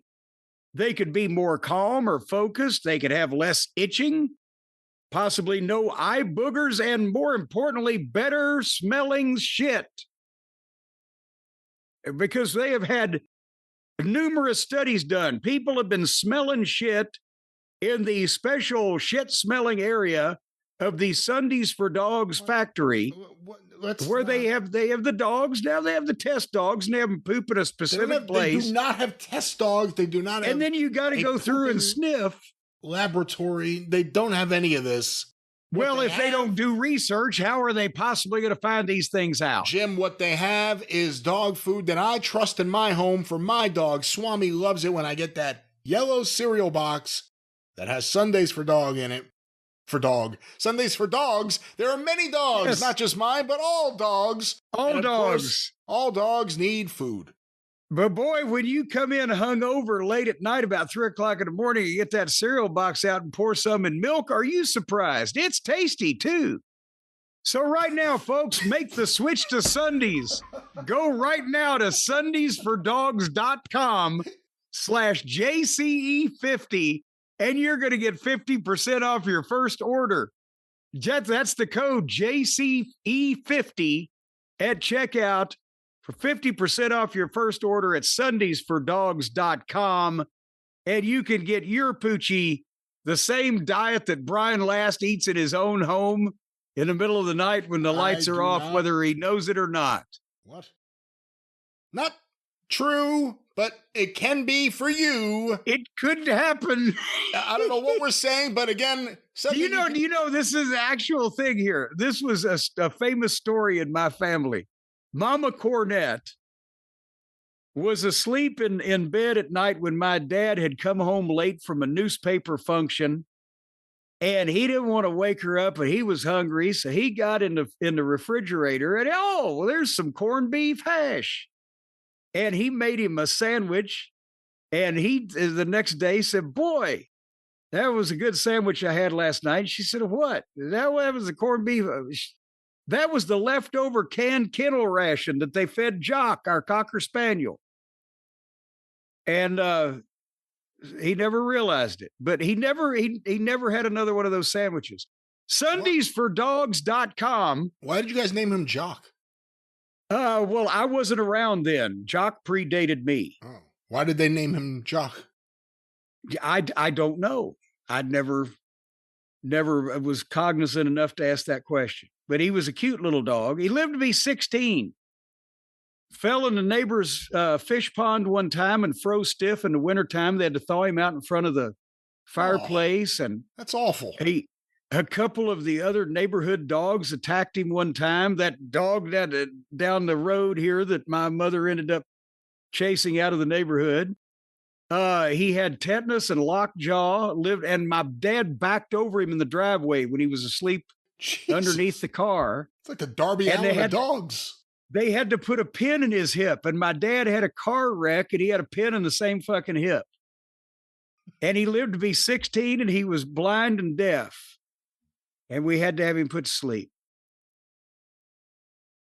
But you won't experience these things if you feed your jock sundaysfordogs.com/JCE50. You're going to get 50% off your first order. That's right. You will. Sundays for Dogs, once again, to tidy everything up. We trust them here in this house. Food that Swami loves. Your dog will love it too. Sundays for Dogs with that great promo code that I just had here. JCE50. That's right. Get a box for Jock. Sundaysfordogs.com/JCE50. Jim, as we move on, let me ask you about a quote that some listeners have emailed to us this morning. Apparently, Will Ospreay was on the Masked Man show, and the quote was about the people that say he doesn't sell. I just feel there are different aspects in what people say with selling. If you understand and look at the backstory that I go through, who were the guys that I was training alongside? Okada, Ishii. You don't think at any point in those training sessions and Japanese camps where you'd land on your fucking head and they'd be like, get up and just swing. If you don't have that small burst of energy before you're about to do something, they're going to get the upper hand and win. I say to all those people who say, you don't know how to sell. You don't know the backstory. You don't know how I fucking got here. You've never been in a situation where you've been in a moment where if you don't put your fucking foot on the gas pedal, you die. What to those in the people, world? I get where they're coming from. I understand. But if you pause your opinion for a second and take a wide look at the arena, they're standing up. You can't tell Picasso how to paint. Oh, Jesus Christ. So what are your thoughts? We just watched a Will Ospreay match with Moxley. We talked about the issue in AEW and everywhere with guys doing everything and kicking at it too, let alone guys with long established histories of neck injuries doing it. What are your thoughts on his opinion on selling? We did see also the part where he took the DDT and then immediately jumped up and, although dazed, hit his finishing maneuver again. What are your thoughts on his comments about selling? Well, at first I just thought I don't know what he's talking about. He's just gibberish, not answering the question. Like, did he think it was a shoot in Japan? He's in a shoot just because they don't know how to work? They still weren't going to kill him. But it doesn't answer the question. It doesn't make sense. He's telling people basically, yes, I was trained poorly and nobody sold. That's why I work this way. I learned how to sell from the guys who have trouble walking now. Yes, I learned how to sell from guys who don't sell anything and who can't walk and are stove up and look like human baked potatoes. But at least he was explaining to me why he didn't know how to sell properly while trying to defend that he doesn't sell. And then he compares himself to Picasso. So now he's not just a confused guy that was improperly trained and got over in Japan, which is should be a completely different style and a completely different universe. Except these jackoffs all, whether they're good or bad at it, wrestle like they're in Japan because they're marks But to compare himself to Picasso, even if you are one of the top 3 or 4, where do the painter fans, the artist fans rate Picasso these days? If you're the top 3 or 4 or whatever, you sound like a douche when you bring it up, unless you're trying to be a heel, and this guy's supposed to be a babyface. So it was gibberish. You can't tell an artist how to paint, of course, unless you hire them, and you hire them to do a specific thing. Well, there you go. And this guy, as far as artist goes, Will Ospreay is a house painter. He can do all the moves because he's a freak athlete, and he can flip around and land on his fucking feet and all that stuff. And he can wrestle like a video game character, but he doesn't know how to really be whoever the fuck he's trying. None of these guys are really who they are supposed to be. They've concocted a character for themselves. And it's not like ravishing Rick Rude. It's what would I be if I could be anything in a video game? Rick Rude was like, okay, you're tall, you're ripped, you get a lot of pussy, you're going to be an obnoxious, good-looking guy. Okay, I can work with that. They invent the aerial assassin, and he's got the feathers and everything, or all these guys. They have no personality of their own, so they invent one, and it's all based around their video game fantasies and if they were really stars, and then they do these athletic things because that's exciting to them, overlooking the fact that it's fucking ridiculous, leaves nothing for anybody else, and it all blurs together, and it just makes the business look like shit. You know, you could also say someone is a talented athlete and not a brainiac. Yes. You know, someone can be very talented in the ring and not necessarily the smartest person anywhere else. And Ospreay's got talent, but you could argue that he may not make the best decisions. Jim, before we get to WWE Raw...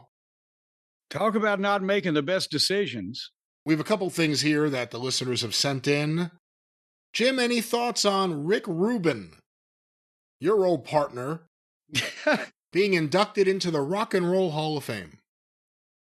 I just heard about this morning. I don't know when the announcement came out. But now, do they have a special wing? Is he like a legacy guy like in the WWE where they're just going to, say, oh, by the way, he's in, or does he actually get a video and a speech and a presentation? Is this going to, they do? No, they do this because they want him to be there. He will be, and we'll talk about the other inductees shortly, but he will be inducted as, I guess, in the musical excellence category. Well, and again, he's not a musician, but he has had a remarkable impact on the music business. And so I look at this as possibly, are they recognizing in the wrestling equivalent a booker or the old time type of booker, or maybe a modern agent or whatever? Because Rubin not only revitalized Johnny Cash's career and brought him to a whole new, audience, and with really kind of what needs to be done with the wrestling business is Johnny Cash had almost gotten to be a parody and just country music and overproduced, and it didn't even have a record deal at that time. And Rubin just said, let's just back up and let's just concentrate on this guy, this artist, this personality, this piece of Americana. And as he did American Recordings, not because it was pun, it was the title of his, or the name of his record company. But he went to Cash's house in Hendersonville, Tennessee, to the cabin that he had there on the property. I've been there when I drove Rubin to visit him one of the times. And that's where they recorded that album that revitalized Johnny Cash's career. And Rubin stripped everything down to where it wasn't a big production. It was just Johnny Cash and his talent and songs he liked to sing, and or he threw some new shit in there that Cash had never heard of from the guys that he'd been working with or producing or whatever. So but before that, what was it, 87? He did the Aerosmith and Run DMC crossover, which kind of kicked off not rock and wrestling, but rock and hip hop. Rock and hip hop, that was a historic piece of business. It was known as ROP. But that was a historic piece of business. And both Run DMC... It revitalized Aerosmith's career, which was dead. Yeah, that's the thing. It revised Aerosmith's career because they had been on the outs for all of their personal reasons and everything. But also it got Run DMC over with a brand new audience when they had said, well, what is this, hillbilly bullshit you want us to sing? He had a way of just getting to the guy's talent and taking away the shit that got in the way of it, and or collaborations that, that would work. So I think he's deserving, is what I'm saying, of being in the rock, especially if goddamn Vince's limo driver can be in the Rock and Roll Hall of Fame. Oh, I guess that's the other place, too. Different Hall of Fame, yeah. But of course, people think of you with Rick Rubin because of his involvement with Smoky Mountain Wrestling. For anyone who doesn't know the story, when did you first meet him? My friend Cat Collins introduced us in Atlanta at the Omni when he came to see a WCW show. And Cat Collins, again, was a longtime radio DJ who... I'm trying to think of exactly where he was working at what station, but when he met the Black Crowes and he had done some publicity for them when they were on Rubin's label also. And then when Rubin split from, what was the name of his old partner? Russell Simmons, Def Jam. Russell Simmons, Def Jam. And started his own record company. Cat's one of the first guys that he hired. He had hired Cat to go out with different bands or groups, people, artists that he had signed on their tours, not only to handle publicity, but just because Cat knew the music business. But he called me one day in Charlotte and he said, hey, you're going to be in the Omni and such. Yes. I want to bring the guy I'm working for, Rick Rubin. He's a big wrestling fan. He loves you and Flair, and he wants to meet you guys. I said, well, okay, well, what does he do? I'd never heard of him. And that's when he told me that Rick Rubin produced the Beastie Boys and all these other motherfuckers. And out of his dorm room at NYU, and his first royalty check was for like $100,000 when he was 20 years old or whatever. Oh, Jesus H. Christ. Oh, yeah, he's a multimillionaire. He loves y'all. But anyway, then when I met him, found out he's smart to the business. He is a very smart guy to begin with. And, we stayed in touch and talked. And he was like, boy, I wish, somebody could do wrestling. This was the middle of the corporate bullshit era where Vince was selling ice cream bars and WCW had taken over, or TBS had taken over WCW. And so I said, well, if I ever leave, maybe we could do something. Well, maybe we can. And then I did, and we did. But it all was just, a chance. Hey, say hello to this eccentric recording genius that owns this record label that it just hired me from a friend of mine. Well, once again, Rick Rubin going into the Hall of Fame from my hometown, Long Beach, New York, or Lido Beach, New York, the dunes of Lido Beach, where my family's house was. Congratulations, the dunes Rick. of Lido Beach. That sounds like a bad Phyllis Diller sitcom from the 60s. Well, it indeed is the dunes of Lido Beach. Stephen Eady lived on my block. But Jim, let's talk about the other inductees into the Rock and Roll Hall of Fame. Get your quick thoughts before we move on to Raw. Going into the Rock and Roll Hall of Fame, Phil Collins. I can see that. Not only as a multi-platinum single star, but also as a member of Genesis and... Well, no, that's separate. He's probably already in with Genesis if they're in, but this would be separate from Genesis. Oh, so now they're recycling people like the WWE Hall of Fame. Well, we already got Flair, but now we have Flair and the Horsemen, and we are blah, blah, blah. And are they resorting to this same thing? There's been so many great rock and roll stars. They have to resort to these tactics. Well, there's also been a lot of great stars they've ignored the Hall of Fame, but let's move on here with the list. Billy Idol, and going in with Billy will be his guitar player Steve Stevens. Well, the man with the very uncreative first name, boy, howdy! I'm just thinking if Billy Idol gets into Rock and Roll Hall of Fame, then Dick Murdoch ought to be in the goddamn Wrestling Observer Hall of Fame. I don't see the comparison. How do you make that comparison? What is that? I'm saying that Dick Murdoch was at least as important, if not more, in his industry than Billy fucking Idol was to the history of rock and roll. All right, well, let's rock the cradle of love and move on here. Iron Maiden going into the Hall of Fame, and they list about 20 members here. I'm not going to read all their names. Well, and again, I guess they've hit the high points of all the heavy metal bands at this point. So let's give Iron Maiden a shot. Also going in, technically two bands, but one that morphed into another, New Order, which became Joy Division. Well, now, wait a minute. The New Order became the Joy Division?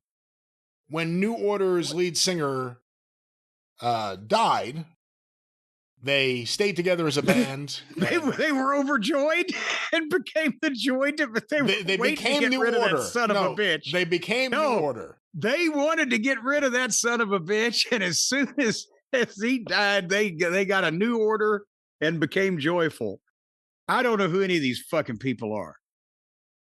All right, Jim. Also going into the Hall of Fame, Oasis, the Gallagher brothers, and several members of their band over the years. Well, I guess that's they're the new hip kids, like the new music, like Oasis and shit. So I guess they're good for the modern generation, right?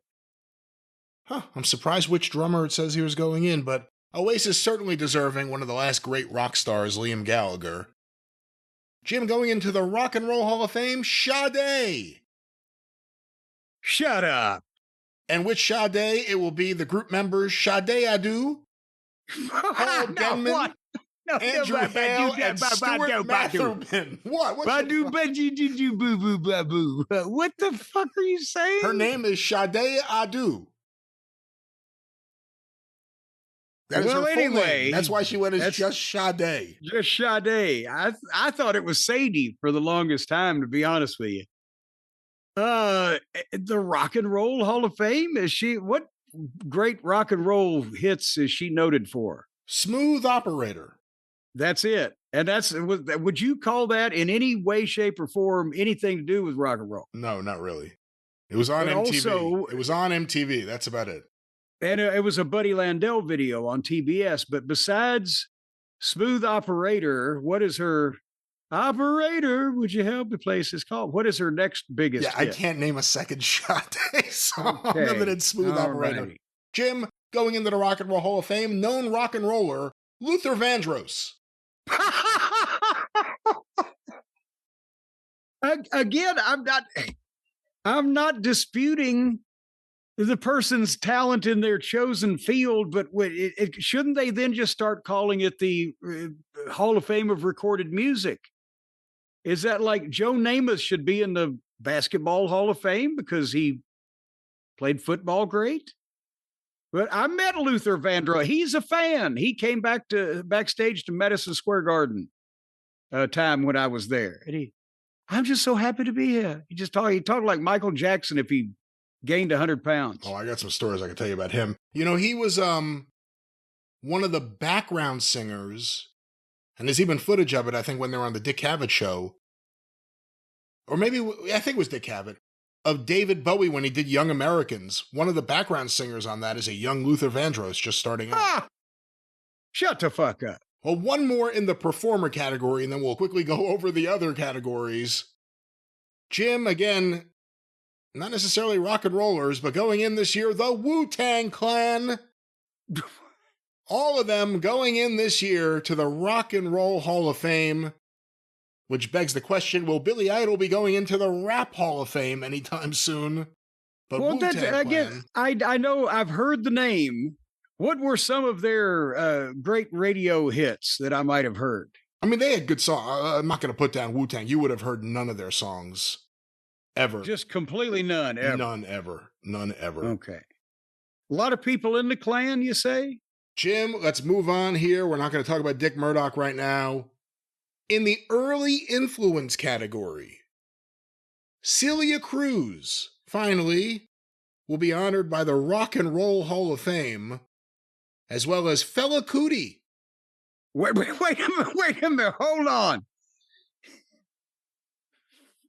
Fela Kuti, that's like a fellow Cootie, like she was in the group The Cooties? Well, no, it's a guy, and his music is actually pretty awesome, from Africa. But I'm still trying to figure out who Celia Cruz is, and then you hit me with Fela Kuti. Fela Kuti and Celia Cruz, I believe, I want to say she's a salsa legend. Maybe I'm not exactly right. I don't really listen to Celia Cruz, but I see they always honor her on TV once a year or something.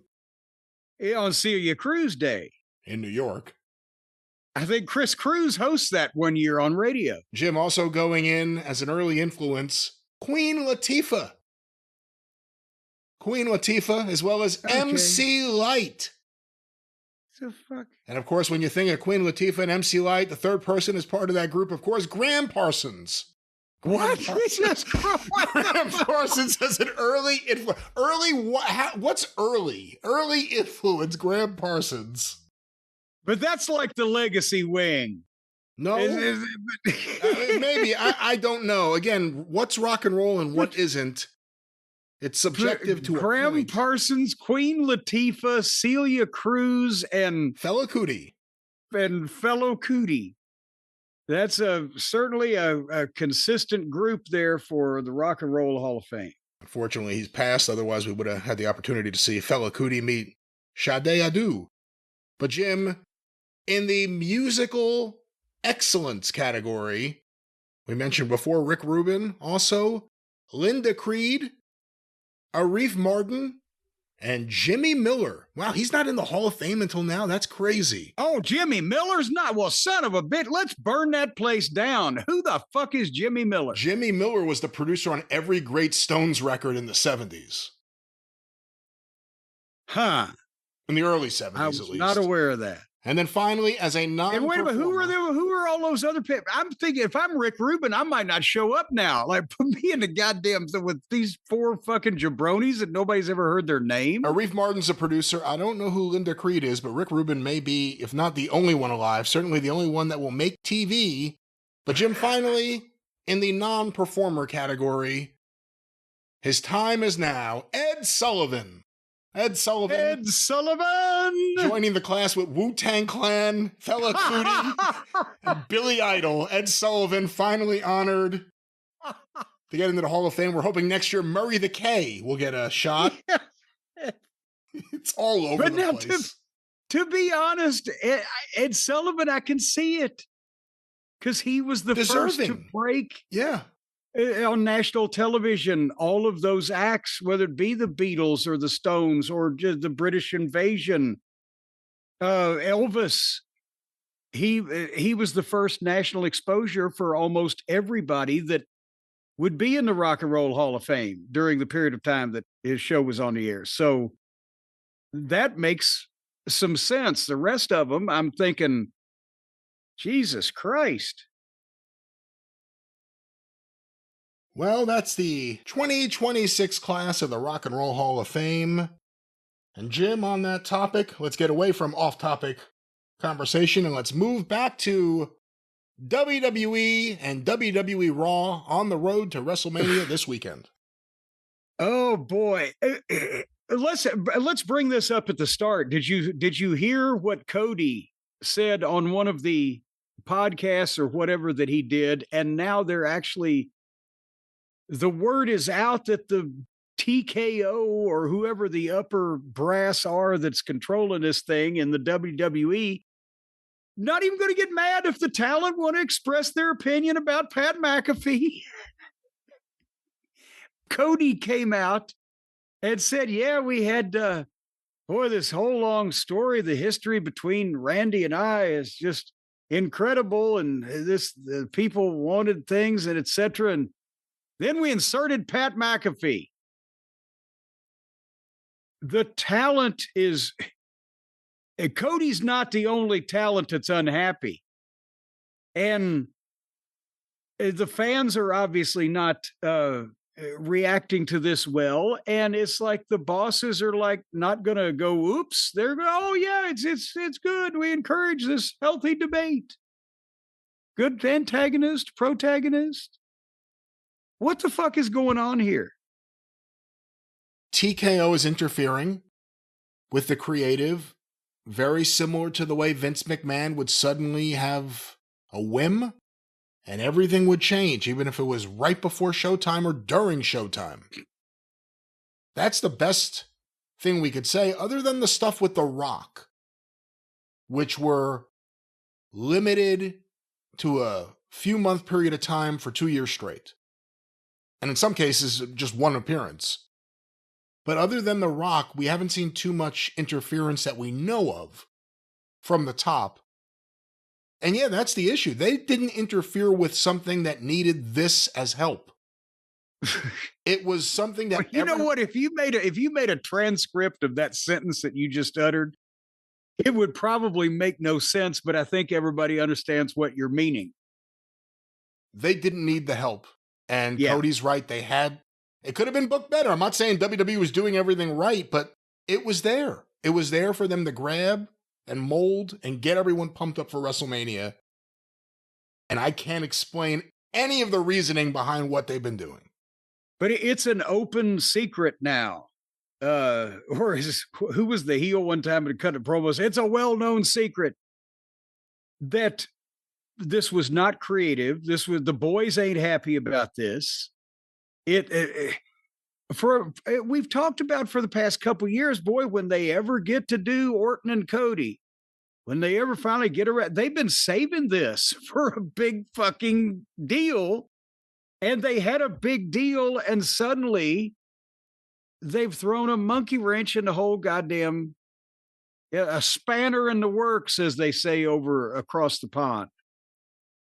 And none of this has been helpful, at least this show, to be the go-home Raw for WrestleMania. They didn't try to course correct anything. But at the same time, we didn't have to look at Jelly Roll.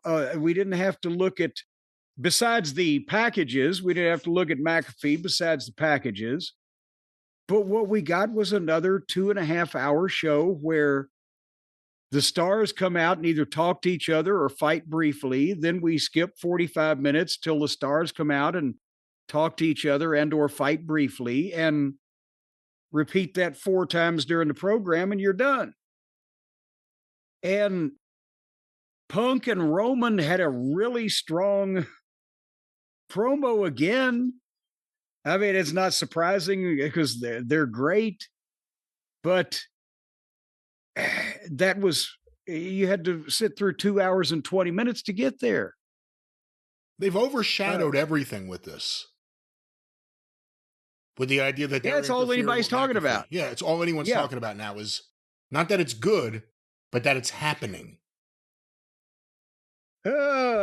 So basically that's what we saw with, it was April 13th. Maybe the lucky number 13 has something to do with it. And besides Roman's pre-tape cold up, which we'll talk about when we get to their segment, so we don't get confusing, the live Raw began with Pierce and Triple H in the ring. Did you know they didn't notice, I should say, on camera, not only did they not introduce Triple H, he never spoke a goddamn word. Is he scared now they're going to start hooting at him if he does anything? He should be. It's not his fault. He'll get the Carlos Silva treatment. Well, not until he starts wearing that very small cap on that very large head. Anyway, as they're going to do separate contract signings with Brock and Oba because of what happened last week. And then, of course, Paul Lee interrupts. And, I'm trying to decide in the theme of the Roman and Punk promo later on, I'm trying to decide whether I envy Paul. Because he does look like he still loves this shit. And do I envy him because he still loves this shit? Or am I lucky that I don't envy him that he still loves this shit? Because if I still love this shit, then I'd be traveling to bumfuck every week and putting up with these goddamn people and all this aggravation. But if you loved it, you wouldn't care because you love it. And you're right, by the way. You said it the other day. He definitely has lost weight. He's lost a lot of weight, I think. Yes, they're waiting for the results of more tests, but hopefully he'll pull through. But anyway, here's the thing. I would have to envy that he has figured out a way to love this rather than the business we got into, because they two different things. So then he introduced Brock, and Brock came to the ring, and they're cheering for Brock because Brock's a big star. And he cut a short little promo on, Paul did, on Oba and WrestleMania and said Brock would win. And Brock even grabbed the microphone and said 8 words, which is his quota for the month. And then they left. So that was that. Any thoughts on this earth-shaking segment? Not really. I mean, Heyman did a good job there. The place still goes crazy. Even when you know Brock's going to be there, when that music hits, they still go crazy. Triple H was a non-entity. And, nothing else to say. And then we got Charlotte against Lyric.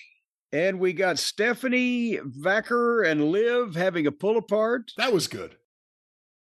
And we got the Why didn't you Usos. watch that? Why didn't you watch that? Because it's a 2.5-hour program after I've just watched goddamn 4.5 hours of people killing each other, and I don't care about any of this shit. But Liv is really good. She's one of the best people on the show, and we just saw her get concussed last week. I don't wish her ill, and I hope she gets even and kicks Stephanie's ass. Well, I'll ask you here then. Did you watch her music video later on? No, I did not. All right, I didn't know she had one. Either did I, until they all of a sudden just were starting. They just started playing a music video in the middle of the show for 3 minutes.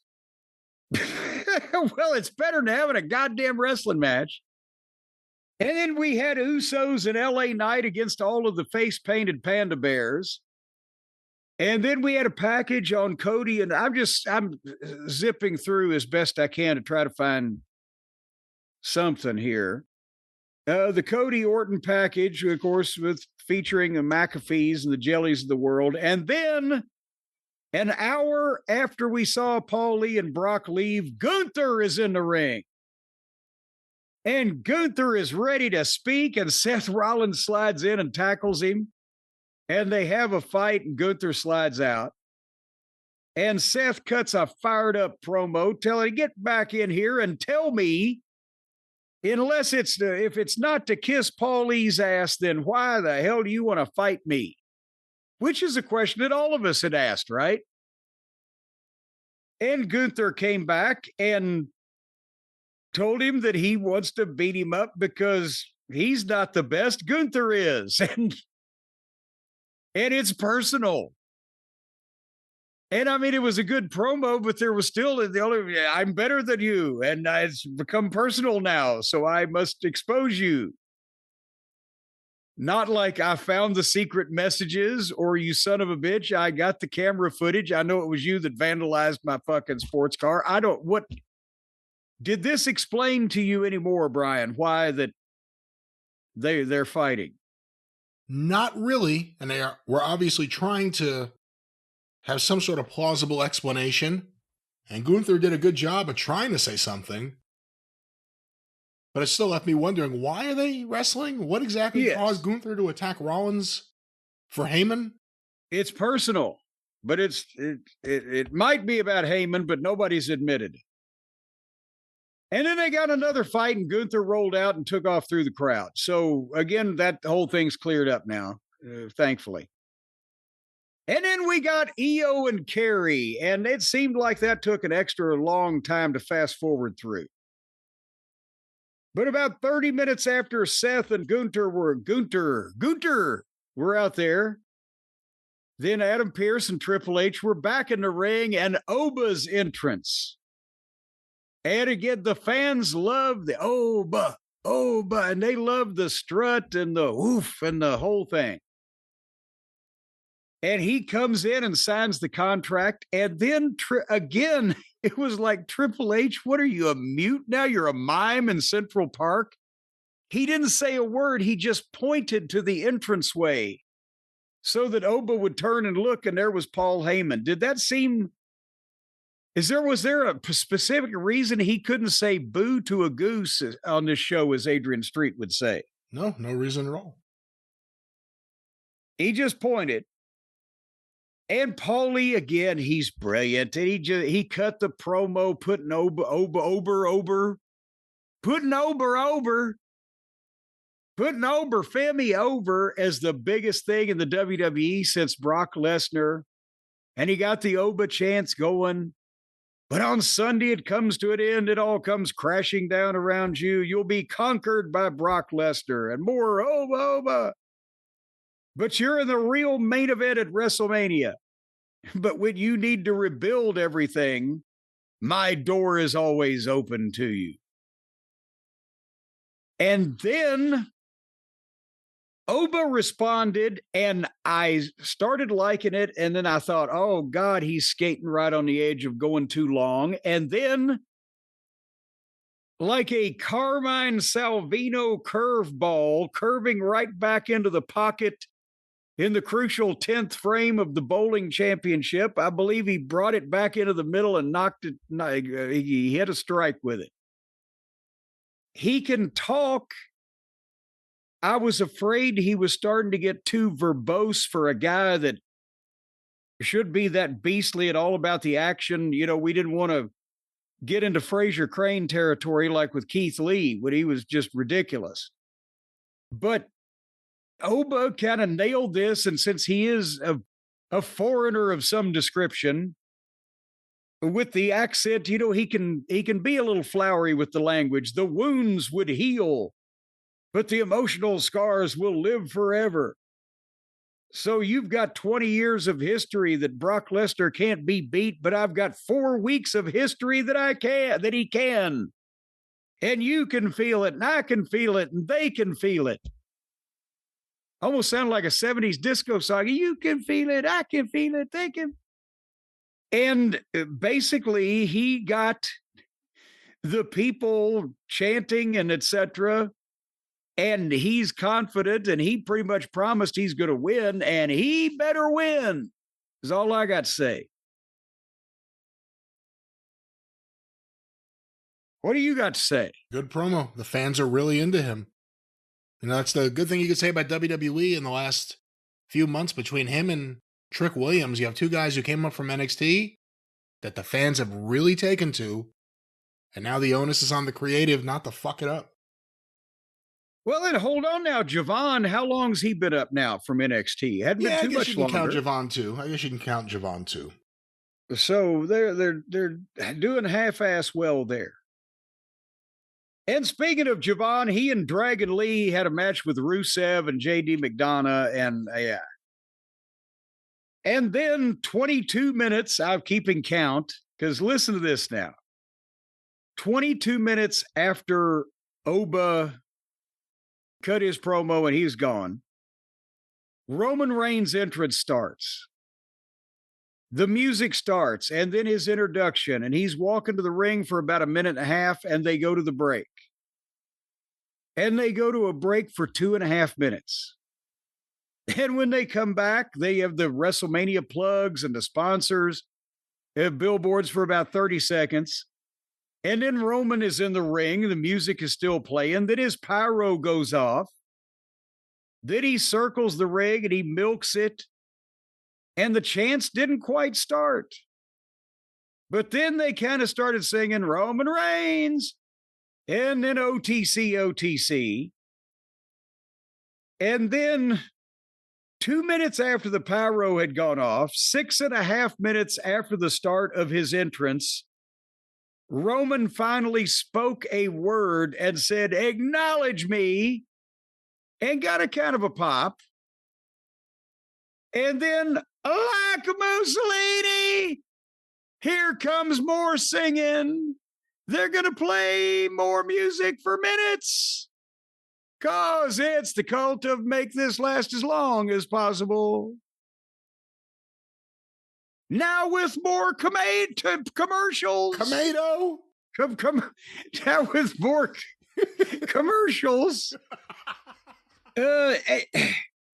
I love to see Roman Reigns and CM Punk to speak to each other. They're cunning linguists. They're masters of the promo. But Punk came down from the top of the stands all the way up in the balcony and walked through the people, taking his time, being a man of the people. Came through the arena to ringside to the announce desk. The announcers are laying out the whole time. It's just the music and people chant some CM Punk. And in 3.5 minutes after his music started, which was over 10 minutes after Roman's entrance started, he spoke a word. We had literally 10 minutes of time where the talent involved only spoke the name of the town and acknowledged me. Am I making too much of this, Brian? No, because if it happens all the time, eventually people do get sick of it, and it's happening all the time. So once they finally got to it, this may have been their best material, I think, because they both came out and told the truth. And that's the way that Punk phrased it. And he took the majority of this. He said, "You said at the top of the program in that cold open with all the highlights of things that had gone on with him and everything, where Roman was saying he's a liar. I knew he was going to lie. Well, tell me when I'm telling lies." And he told Roman that he hated him because he envied him. Because Punk worked for all of this. This was his dream since he was a kid. And through the indies and the fucking bowling alleys he had to work in and the rec centers and the blah, blah, blah, it was handed to you. And I hate that you were champion for 1,316 days because I hate how hard that you had to work to do that. And I know I hate the times that you've main evented WrestleMania. He's like, "Have I told a lie yet?" And I said, he said, "I hate the way that I feel this way.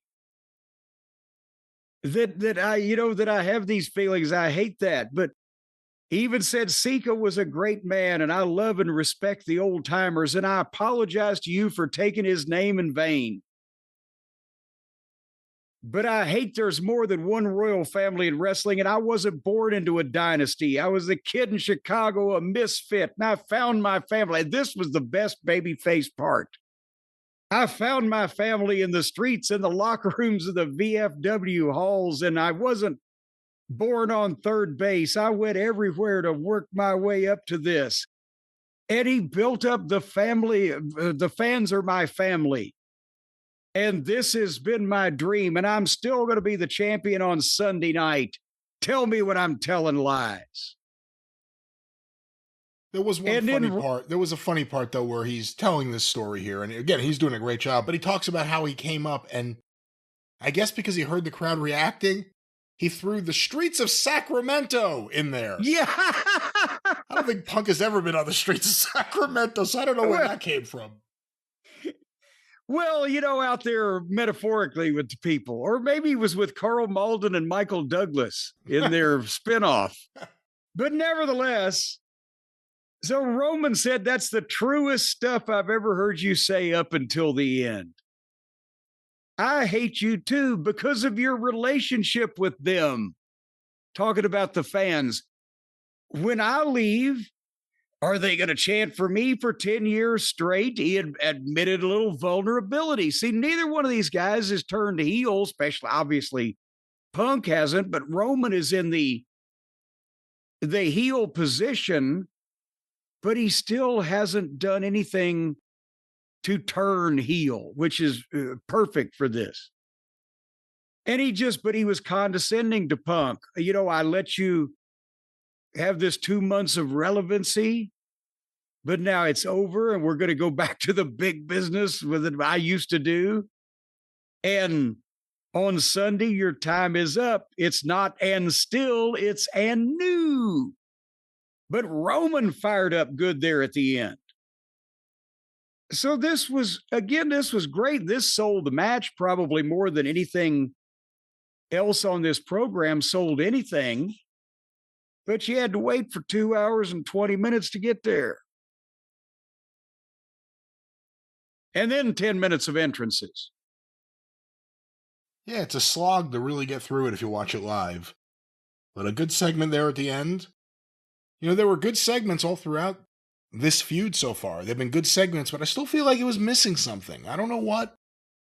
You know, Roman teased that he was calling any Samoan out there to get their hands on Punk. And since that time, we've probably seen more members of his family on this show than at any other time. In recent memory, no one did anything. Not that they have to, but I don't know. I feel like it's missing just something, and I don't know what. Well, here's the thing. They were to do an angle much more than what they did with the Usos and the argument amongst them, and you know, one guy slapping the other guy and the other guy, all that stuff.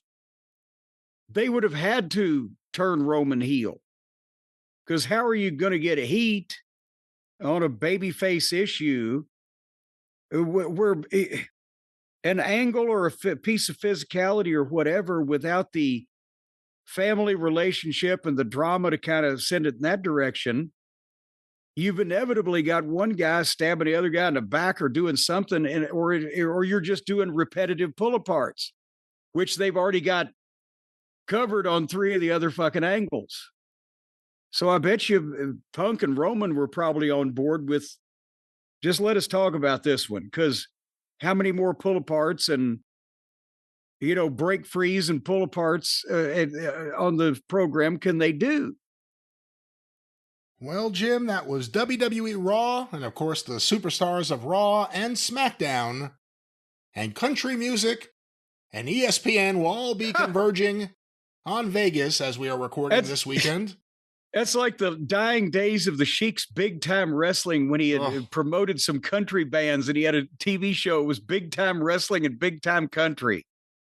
For that hot half and country music, Detroit. Yes. Well, the Motor City, baby. They make those tractor motors and those hay balers and alfalfa thrashers and things. Well, of course, Jim, this weekend, 2 nights of WrestleMania. 2 times you have to go and watch this event, figure out how you're going to do it, how you're going to pay for it, where are you going to do it, where are you going to pay for it?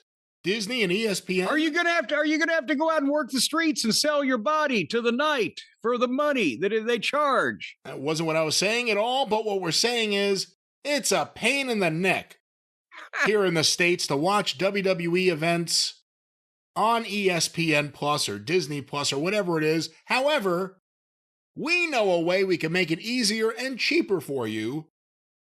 Just let's say you're Canadian for a few minutes and you're using Netflix in Canada with our friends at Surfshark. Wink, wink, nod, nod, safe and A. A wink's as good as a nod to a blind man. All candid photography. All you got to do, folks, to go somewhere else, at least in most people's minds, is just go to surfshark.com, because then you can change your location. And then you can get the benefits. You can get the benefits von Erich of using Surfshark to access the commercial-free WWE on the Canadian Netflix. Or you can change your location to, let's say, subvert the geo-blocking that is available in some locations around the world to get the programming that you want at the time you want it for the price or potentially no price that you would like it, and to avoid commercials and things and such that are taking up your valuable time. That is what Surfshark can do and is doing now for tens and hundreds of thousands of WWE fans. They got that many left.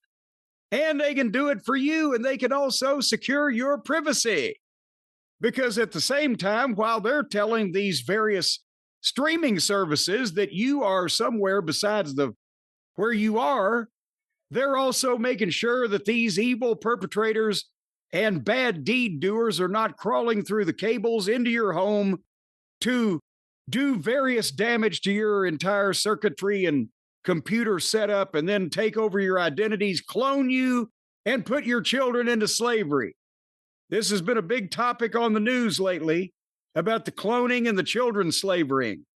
Well, they're not going to be able to do that with Surfshark, at least not through your internet connection. Brian, have they got to your kids yet? No, again, let's not make Kids up are still stories. home. This has nothing to do with any of that, but what we're talking about is a great way that you can watch a WWE event now or in the future, but specifically this weekend with WrestleMania. Save a bunch of money, make it easy. Tell TKO they could stick it with their high prices. And Jim, we have a great promo code and a great deal for the listeners. Take this stream and shove it. We ain't paying here no more. You can get a risk-free 30-day money-back guarantee right now at surfshark.com/JCE, or use the code JCE at checkout. You're going to get 4 extra months of Surfshark VPN besides the amount of time that you sign up for. You will get the 4 months at no additional cost to you because you have used our code of JCE. Surfshark.com/JCE. Duck, dodge, and hide. Don't let them know where you're at. Get the good deals. And hey, I'll tell you what, they have some very loose restrictions on TV in the Bolivian region of the Carpathian Mountains. You don't know what I don't know what you're saying, and yes. Neither do you. It's contagious. Yes, well, you ought to see some of the stuff they're showing. Those sheep herding women. Whoo, right, boy! Once they peel those calfskin tunics off, boy, howdy! They're salty over there too. Surfshark.com. That noise, you know what that means? Yes, surfshark.com/JCE. 4 extra months. You'll love every minute of it. That's right. Our friends at Surfshark. Sign up today. But with that, we will return right after this short commercial timeout.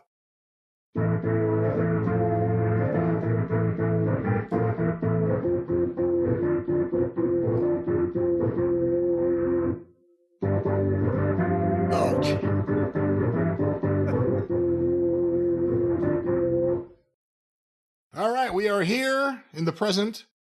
If you had started again, I was going to riot. That wasn't starting again. I was trying to take it to the next level.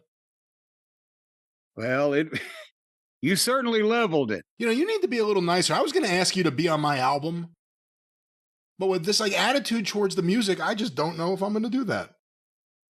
I don't know how I'll be able to overcome the disappointment. Well, Jim, not being on your album. As soon as it goes on sale, it'll go cardboard. And potentially to follow, it'll go sheetrock. That's not nice.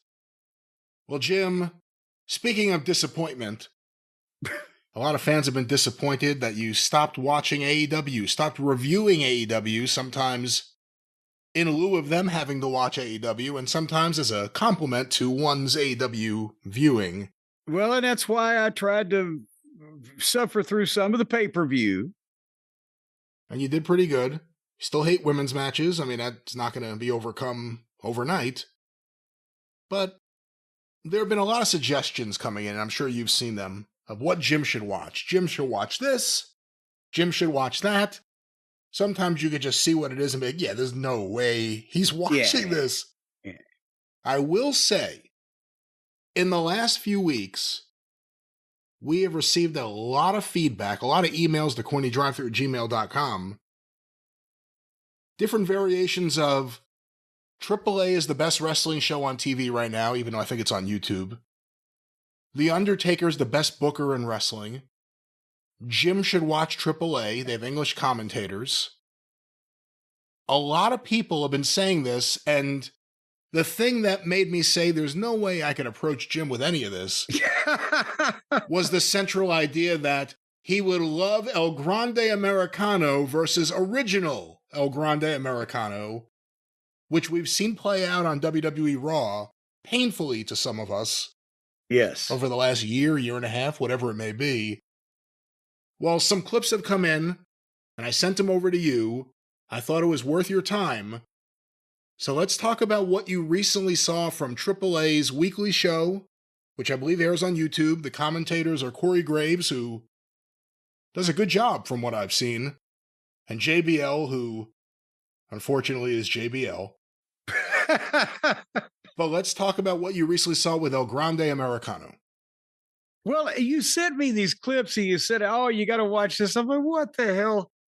It's a complete night and day mirror image difference in how they're presented and how the people react to them than the, piss break popcorn match type of slot they get on the television here and what they did there. And Gable is great. Remember that brief period of time when he was actually being instructed to act seriously and was having matches, and he was fabulous. Him and Gunther. Remember? Yeah. But anyway, so it's not that I've not liked Gable, and Kaiser is the other one, right? I've lost track. Yes. But Ludwig Kaiser is the other one. He was fucking great when he was doing the snooty heel with the goddamn mannerisms and etc. But the whole, it was basically the cheetah segment, the Tarzan movie on American WWE television. But they did this deal with them on AAA. And as you said, it started with the pretty girl, ringside interviewer interviewing some apparently celebrities in the audience after Gable's version of the original Grande Americana has finished his match, right? And she's talking to this celebrity and then goes to another one. I guess the guy is a comedian. Did you have did you get the name of this guy? I believe the name they said, and I don't know anything else about him, and I tried to Google what I could find out, and I couldn't find that much. His name is Egg Eyes. Well, the point being, I'm pretty sure the guy is blind. And the only thing that he said in English was the word Stevie Wonder. So I'm thinking that it has to be some kind of goddamn signal in any language that we might be hearing the speech of a blind person. But anyway, apparently they know who he is. And as he's talking, Gable comes over and snatches him. And just when he snatched him, the people, they went from, oh, no, like that's too much. And he pulls the guy over the rail and starts kicking the shit out of him. I'm thinking this guy's going to get shot. And then as he's kicking the shit out of the guy, here comes Kaiser, who I guess is the baby face because he's wearing the white outfit, and the people pop and they have the goddamnedest pull apart you have ever seen. It looked like an old Memphis TV studio fight where they were trying to make it look like a fight. And I don't know if these are the Mexican, outlaw guys that show up to do security, but a few of them look, most of them look like just kind of chubby nobodies, which is what you want in that situation. And they were they went at it for a while. And then they were fighting in the arena, et cetera. And then finally they got separated, and Kaiser challenged Gable to a mask versus mask match. And apparently Kaiser also speaks Spanish, which is probably why they've got him in this spot. But the place blew. Now it's modern day in Mexico. You can tell. If it was 40 years ago in Mexico, when he pulled the kid over the goddamn rail, he would have been stabbed from 16 different directions. They know it's a show, but still it not only got over, and it was like their obvious response was that it was crossing the line, but that they were really into the save and the whole 9 yards. But it was night and day. Again, we've seen the biggest stars in the business having pull-aparts, and the people didn't react to it, nor was it as violent looking as this one was. They were in Mexico City. I don't know if it was just a special way they mic'd the audience, but it was pretty extraordinary. The reaction where he pulled Egg Eyes over the rail, that was noticeable. And you thought, okay, someone could try to do something. If this guy's a blind guy, and I'm presuming he is, because like you said, he had a great voice, but it was like, blah, blah, blah, blah, Stevie Wonder, blah, blah, blah, blah. Okay, yeah. He's blind. They reacted to that. When the announcer, when she tried to get him to stop, which was good. Oh, yeah, that's right. She slapped him. She slapped him. That got a big reaction. He menaced her, and they were, and that's when the save came. He chases her, not chase her, but he kind of stalks her back towards the corner where the announce table would be and the ringside people would be. And that's when Kaiser, in a suit with his mask on, comes running out, and you hear the explosion as soon as they see him, but he still has to run out. And when he gets within a few feet of Gable, he hits the air and hits him with a forearm, and it looked great. It looked great, and the place was going nuts. It made me want to see more AAA. For the first time, I could say that in a long time. But again, it's just the difference in presentation. When you got guys that are talented and could do this shit and make it look good, they can't get over when they're being presented as, dipshits.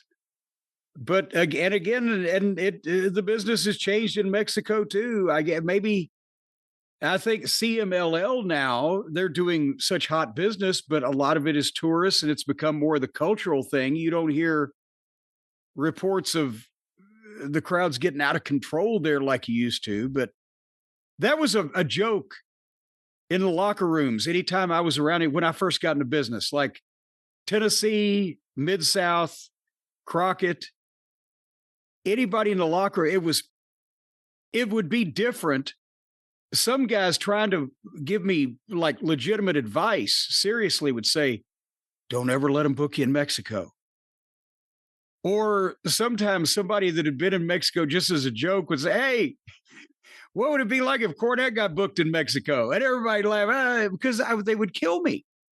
Everybody agreed they would legitimately have killed. That's why I never even approached the idea of ever working in Mexico for any fucking reason, because from the very first day I got into business, they said they were going to fucking kill me in Louisiana, but they'll kill you in Mexico. I figure they were doing a good enough job trying in Arkansas. Well, we'll see what happens in AAA. And if The Undertaker is booking that, he seems to have the crowds really behind this WWE storyline that was brought down there. What in the world is going on in the wrestling business? In 2026, The Undertaker is the booker for AAA in Mexico. And a billionaire boy child has upset the apple cart of United States television. At what point do we ask if Undertaker can run creative for SmackDown? But we'll find out. Jim, I have an update here, a medical update. Let me click on this. It's a post on Instagram from AEW Kota Ibushi. It's a photo of him grimacing, showing his arm, but like in a wrestler pose. I don't know what's wrong with this guy. Rehabilitation through my personal life. 4 exclamation points. There is meaning wherever I go.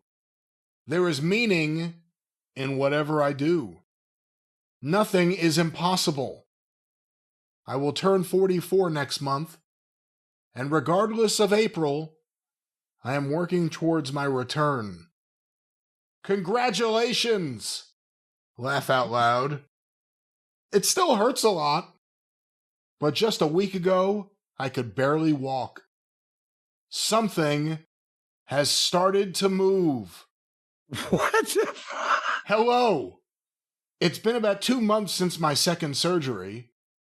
I will definitely be back, so please wait for me. Sending these feelings to Kenny, Bucks, and Tony Khan.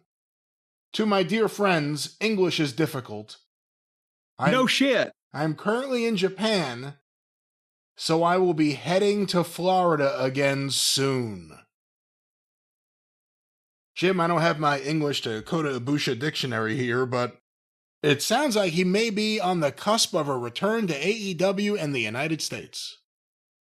Well, first of all, why is it that all the other guys from Japan, when they tweet something or make a statement, the translation AI gimmick or whatever makes them sound like they're halfway normal humans? But this guy always sounds like he's deranged in some fashion.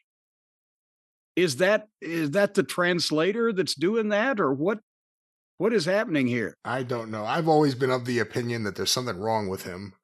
I don't know exactly what, but there's just always seemed to be something off about the guy. I can't explain it. So I don't know. Well, anyway, I don't know what he's doing. I just started to walk. He couldn't walk last week, and now things are starting to move.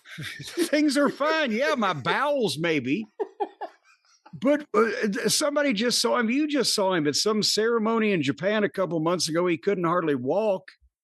And they said it'd be 2 years. I don't think it's been a year. And, and he's 40 years old. And is Tony going to accept the liability of letting this guy in the ring when the last 3 or 4 matches he's had, some piece of his body is broken in half? Well, it definitely gives you something to look forward to, I think, for pay-per-view events. I wouldn't do it on Dynamite, but if watching him, every match could be the last match. Every match could be his last time walking. Every match. Plus, he just seems off. Like, it just seems like mid-match, he may just, turn around and, walk into the wall. Or just, something could happen. There's something seems malfunctioned about him. I don't know. Maybe it's just me. I just, again, I don't know what is going through his mind, but he broke both of his fucking ankles. He was out forever. Then he came back, and Alexander, fucking tried to do the top rope 2-step with him, and he broke his femur. Really? Karma got even with Alexander. He's fucked up now, too. At least nobody will confuse Alexander with Gabe Kidd anymore, except he's fucked up too. I don't know if that's karma. I don't know if it's karma. Exactly. Do you think should they put some of these guys together? Like, if they put Ibushi and Shibata and Ishii in a stable and called it the Japanese emergency room. Do you think that could work? The Japanese emergency room killers, the jerks. You know what? That's good. I like that. That's good. You could have that, Tony, free of charge. We'll stay on. We wouldn't think of taking a dime for it. We'll keep everyone apprised of anything else we hear about the impending return, at least to the States, to Florida, of Kota Ibushi. Jim, I have an email here that was sent to CornyDriveThru@gmail.com from Matt, and he attached an article. This is from a website called Bro Bible by Connor Toole. 9 words and phrases broadcasters at the Masters aren't allowed to say. Very similar to Vince McMahon banning terms. There were terms that the Masters does not allow to be used during the broadcast. Do you know anything about this? I would not have any idea why there would be a reason that announcers calling a golf tournament would have words they couldn't use besides, the 7 words and things like that. Well, according to this article, CBS has been the primary home for the Masters since 1956. But these are some of the terms not allowed. Fans. You're not allowed to say fans. Patrons is the preferred word. What? Because the patrons just came by. Because fans is derived from fanatical, which is a connotation Augusta National wants to distance itself from. Oh, good Lord. Patrons instead of fans. What do you think of that one? Well, if they were serving filet mignon and pheasant under glass with, bow ties on, then patrons might be good, but there's fucking fans of golf like you're fans of football or fans of basketball or whatever. So are we being awfully hoity-toity for our own good? I mean, let's face it, you do have to be kind of a goddamn rich, white, obnoxious fuck to either play golf or watch golf. But do you have to advertise that? Well, you may not play it or watch it, but I'm sure you know from Caddyshack alone, maybe some of the basic terms. Yes. Do you know what the rough is? Rough? Well, that's the place that's not smooth over there, where they don't mow the grass as low or whatever as on the green, right? That is correct, and that term is banned from the Masters. What? Broadcasters are instructed to use the term second cut instead of rough. There is no rough at Augusta National, is the rule they're supposed to. Okay, second cut. No rough at Augusta National. Jim, sand trap is banned. Well, that's the whole idea, is if you hit a shot and it goes sideways, it goes into the sand trap and it causes you all kinds of trouble, right? That's like if you're playing Operation, you're trying to get the writer's cramp. You just can't do it. According to this article, bunkers is the official term that is allowed to be used. Only bunkers during the Masters. This one I would presume you may know, but I don't know. Now, if there was a bomb threat and they said, everyone get in the bunkers, people would just dive into the fucking sand. And I don't think it would help with the bomb. Jim, although you don't know a lot about golf, I think you may know this term or figure it out. Back nine. Do you know what back nine is? Well, that's when you're bent over the sink and fucking the guy. Oh, no, that's another thing. That's the last 9 holes of you got the first 9 and you got the back 9, or the front 9 and the back 9, or the back 9's the last 9 of the 18. That is correct. That term is banned. What? From Augusta National. Second 9 is the term that they demand be used, not back 9. Second 9. Well, then wouldn't it be the last 9? Because second 9 implies that there's a third 9. Jim, sometimes when people want to go hit some golf balls, they'll go to the driving range. Have you heard of the driving range? Yes. That's where they drive the golf balls off the tee into the net. It has been banned as a term from Augusta National. The term allowed to be used is tournament practice area. That's the medical facility. It really is Vince McMahon, isn't it? Yes. Did Vince buy golf? The terms country club and golf course are both banned from the broadcast. You can't say they're on a golf course? The words country club or golf course are banned. All you're allowed to say is Augusta National Golf Club. That's it. You have to say it like that. But you couldn't, can you just say, well, this guy has played on golf courses all throughout the world? According to this, that would be a violation. I don't know. Is it about just applying it to the Is it like Vince's sports entertainment bullshit where everybody else is wrestling, everybody else is a golf course, but we're the golf club? Or I don't know. I'm sure we'll get some feedback. Twosome. Twosome has been banned. It has to be known as a pairing. And Augusta National. I thought you were going to say it has to be a threesome, or elsewise it doesn't count. Fourth round is now only allowed to be, or maybe always, only allowed to be known as the final round. The final round. So any thoughts on this? The fact that other broadcasts and other sports are doing the same thing Vince McMahon does. Does it justify his nuttiness when it comes to words, or does it just show that other people are doing the same thing that doesn't, I mean... Well, It's not like it's the broadcast. It seems like it's the venue actually making the demand.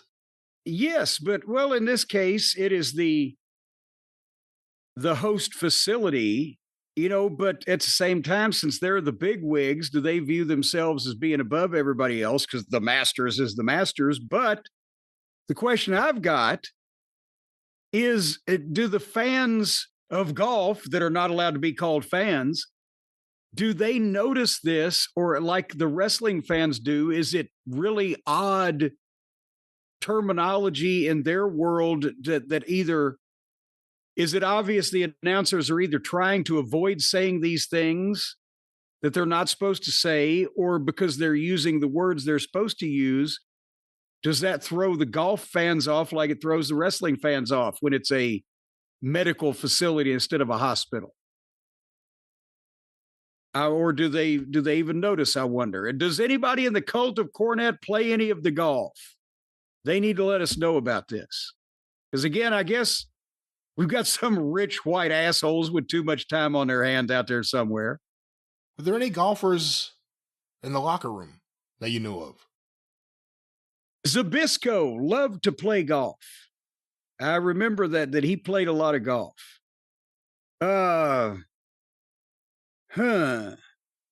Let's see. Well, Wahoo, but I mean, he was famous for that. He was actually, he was friends with Jack Nicklaus, and he played golf, not better than, or maybe he competitively, he could give him a fucking run, but Wahoo could do everything. But I don't know.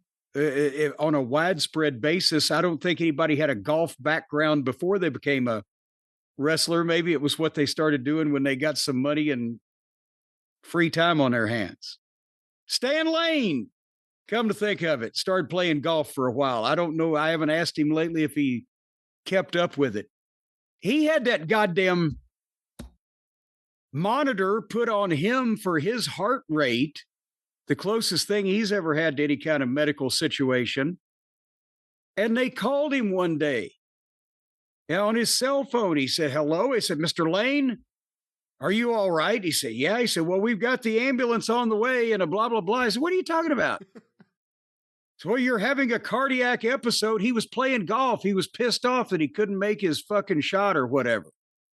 And it had tripped his trigger so bad, they thought he was down somewhere in the fucking alley or the street or the gutter, and they were sending an ambulance to his GPS location.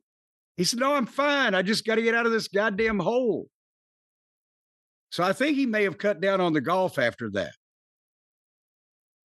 Well, this has been Golf Talk here on the show. And of course, Jim, there's no easy transition sometimes when talking about serious issues like golf and terminology.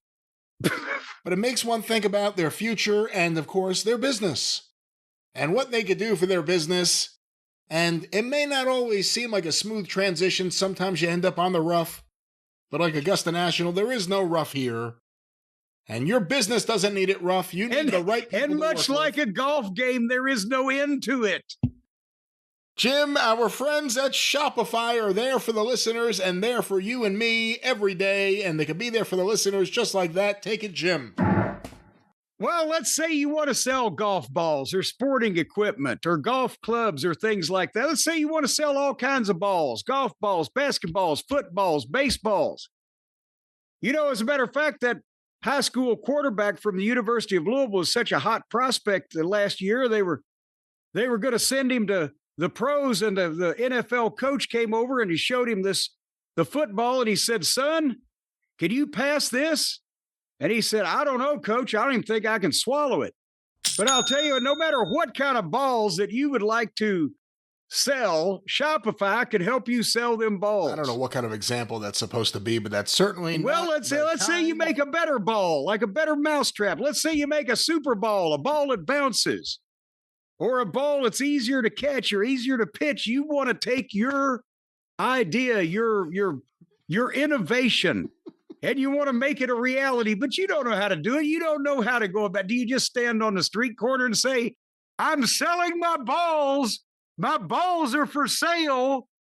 Or do you go about it the smart way with Shopify, where they can Yeah. Put up a website that's entirely devoted to your balls, pictures of your balls, descriptions of your balls, your balls in action.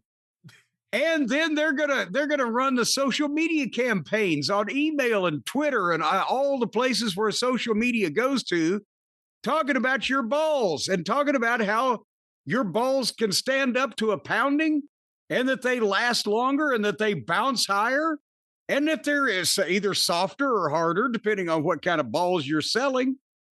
And then they're going to help you fulfill those ball sales. And with their award-winning 24/7 customer support, every time you've got a question about your balls, you call them and they'll tell you what to do with your balls. So right now, you could go to Shopify, and that's the kid. He's got a lot of balls, too, that kid on that bicycle. Can you keep it together? And can you keep always riding in traffic? Can you keep it classy over here? Well, that's what I'm trying to. Well, you go, right? Let's talk about testicles then, if you don't want to talk about balls. That's not what we want to talk about. And I don't want to talk about any of this. I want to talk about a great deal for the listeners with a service that we trust for our business. And that means you could trust them with yours. That's right. You can put your balls in their hands. Oh, my God. Set myself up for that. Jesus Christ. You can put your balls in their hands and you have no fear and no worry. Then your balls will be treated with the utmost care and they'll be juggled and fondled and folded and sold to the consumer. So I'll tell you what, get ready for your balls to be busted because your business is going to be bursting with ball-busting profits after you go to shopify.com/JCE and sign up for a $1 a month trial period where they will show you all the wonderful things that they can do for you and the services they can provide for you so that you can bring your balls to the entire world. Shopify.com/JCE. You ought to get a sound effect for a zipper. All right, Jim, our friends at Shopify. Once again, I want to stress we trust them. You can too. A great service, great people. Thank you, Shopify. You can't just let anybody cup your balls. Jim, let's get away from ball play and let's get back into wrestling talk here. Jim, there's a transition you don't hear very often. Jim, several listeners have wanted me to ask you about a show that you appeared on, an event you appeared at, maybe I should say. Yes. This was June 15th, 1996. The event at the Walt Whitman truck stop in Philadelphia, Pennsylvania. Someone's gardener is in the background. I don't believe it's mine, but it's that time of year, folks. But this show, I guess someone, and forgive me for not knowing the details, but someone did a video recently reviewing Dennis Caraluzo's infamous event at the Walt Whitman truck stop. And a lot of listeners wanted to get your memories of being there that day. Well, it was literally at a truck stop. And because at June 96, I was living in Connecticut at the time, obviously. And so that was from Philly, I don't know, time-wise, depending on traffic, but like 150 miles from where I lived. And so I would go down and make some of Dennis Coralluzzo's shows. And he called me up and he told me, yeah, we're going to have it. The truck stop, I guess, bought the thing. But I said, you're going to have a show at the truck stop? Yeah, out in the parking lot. And it wasn't even, I mean, are you familiar with that area, Brian, from your travels around? It wasn't like it was an area populated, as I recall, by businesses and restaurants and things like that. It was just like a truck stop on the side of a goddamn highway surrounded by acreage of like industrial or just more highways like they have up there in Philly and New York, where it's just, you can't see any other goddamn thing besides the truck stop. It was a very interesting location for a show, even an indie show, even a Dennis Caraluzo show. Yeah, and was it near the river too, to compound things? It may have been, I don't know. Whatever the point is, so we get there, and again, I asked Dennis, I said, hey, why the fuck are you doing this? And he had several things going on. One was that some early video company had paid him to be able to shoot a couple of the matches. One of them was, I think it was Ian Rotten and Madman Pondo. If Pondo was in it, was it Ian? Okay. I have the card here. That was a Four Corners of Pain death match. Yes, it was the first time I'd ever seen either of these two guys, right? There was no issue with me and Ian Rotten because I didn't even know Danny Davis had started OVW at that point. I didn't know that Ian Rotten was the guy that was killing wrestling in the state of Kentucky. But one of the early video companies had agreed to pay Dennis enough to pay these two guys, and they drove up to Philly from goddamn New Albany, Indiana. And he said, yeah, if I have this match on my show, they will pay me more than it's costing me to pay them and their trans. So I'll make money just having the match so this guy can tape it. But Jimmy, wait till you see what they're going to do. I'm like, okay, more on that in a minute. But also Dick Murdoch. That was the weekend that Dick Murdoch passed away, right? Because it was me, Tommy Rich, I think, was there. Was Doug Gilbert there? Was Brian Christopher? There was a number of people there that I remember we were just talking about nothing but hearing Murdoch had just died. And so anyway, he had guys from Tennessee. He had these fucking...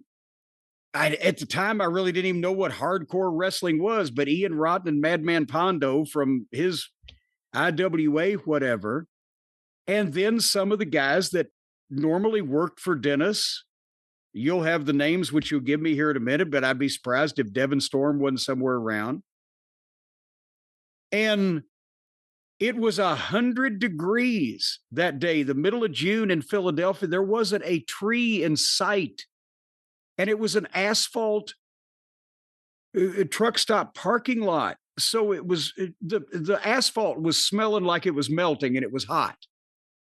And you could literally, just feel the fucking heat come. It was like standing in a frying pan.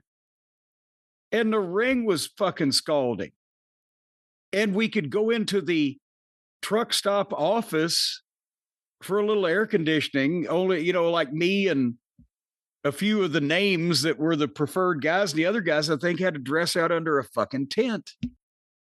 I don't know that there were 100 people sitting around the ring in these lawn chairs to watch this thing. But somehow in all of the deals that Dennis had put together, he made money on this fucking fiasco. What was the card? It's crazy. I'm looking at the different cards here from this period of time. I was at several of these shows. There's one notorious one that's the same week, I think, as this show that you were at. Here's the lineup for this show. Chaotic Kid Lane. Now, wait a minute. This is the truck stop show, This is the right? truck shop. Truck stop. June 15th, 1996. Chaotic Kid Lane defeated the Urban Soul. Brian Christopher with Jim Cornette. Yeah. Defeated Ace Darling. Yeah. By the way, no Devin Storm, because this is when Devin was in ECW. That's right. Doug Gilbert defeated the Icon. Do you remember the Icon? Oh, good Lord. What? That was Was Zandig. That's right. That's right. Warrior. That was another one of the deathmatch guys. I think Dennis may have got a ring from him or whatever, but maybe I'm thinking of it another time. But yeah, the Icon, he was convinced he was an icon. That was an early gimmick he was trying to do. And he became the deathmatch guy and the guy behind CCW. But when I first saw him or heard about him was on a Dennis show. I think it was a little bit before this. And it was the first time I had heard anyone use the term ticket seller. And he wrestled a match early in the show, and about 20 people there went fucking crazy for him like they knew him. Yeah. And he did an Ultimate Warrior gimmick where he was painted up. I think he had tassels. That's what the Icon, but he was the Warrior, the Icon. Yes. Yeah. He went from an Ultimate Warrior gimmick to the deathmatch guy. But yeah, he was a ticket seller. He would go out and sell 20 tickets or whatever if you put him on a show. Jim, one of the more underrated wrestlers that was working for Dennis in the late 90s, Twiggy Ramirez, defeated the Lost Boy, For the NWA United States Tag Team title, Bad Attitude, Destroy and Seek. Isn't that putting the cart before the horse? Versus J.R. Ryder. Let's just wreck everything and then look for something. Versus J.R. Ryder and Psychotron. Double DQ. J.R. Ryder was, was he from Philly or was he from a town in the middle of Pennsylvania? But he was working a lot of those shows in that time period. I got him booked on some of the WWF shows to do jobs. He was a good kid also. For the NWA World Heavyweight Championship, Dan Severn defeated the Ghetto Blaster. Yeah, that's it. He had Dan Severn there at this fucking, can you imagine a UFC Hall of Fame? Well, he wasn't then, but a UFC Hall of Famer, a much decorated amateur wrestler and NWA champion. And we're here in this fucking parking lot. Derek Domino defeated Abuda Singh. Abuda Singh, is that Boo Bradley? Good Lord. Would it have been? Hold on, I don't know, actually. Let me double check. No, it wouldn't have been because this was after Smoky Mountain. Yeah, this is after Smoky Mountain, before, when he was, I guess, living in the Northeast and he wrestled this show as Abuda Singh. And that was before he became Balls. That's right. I didn't even remember him being there, but it makes sense because he was in between.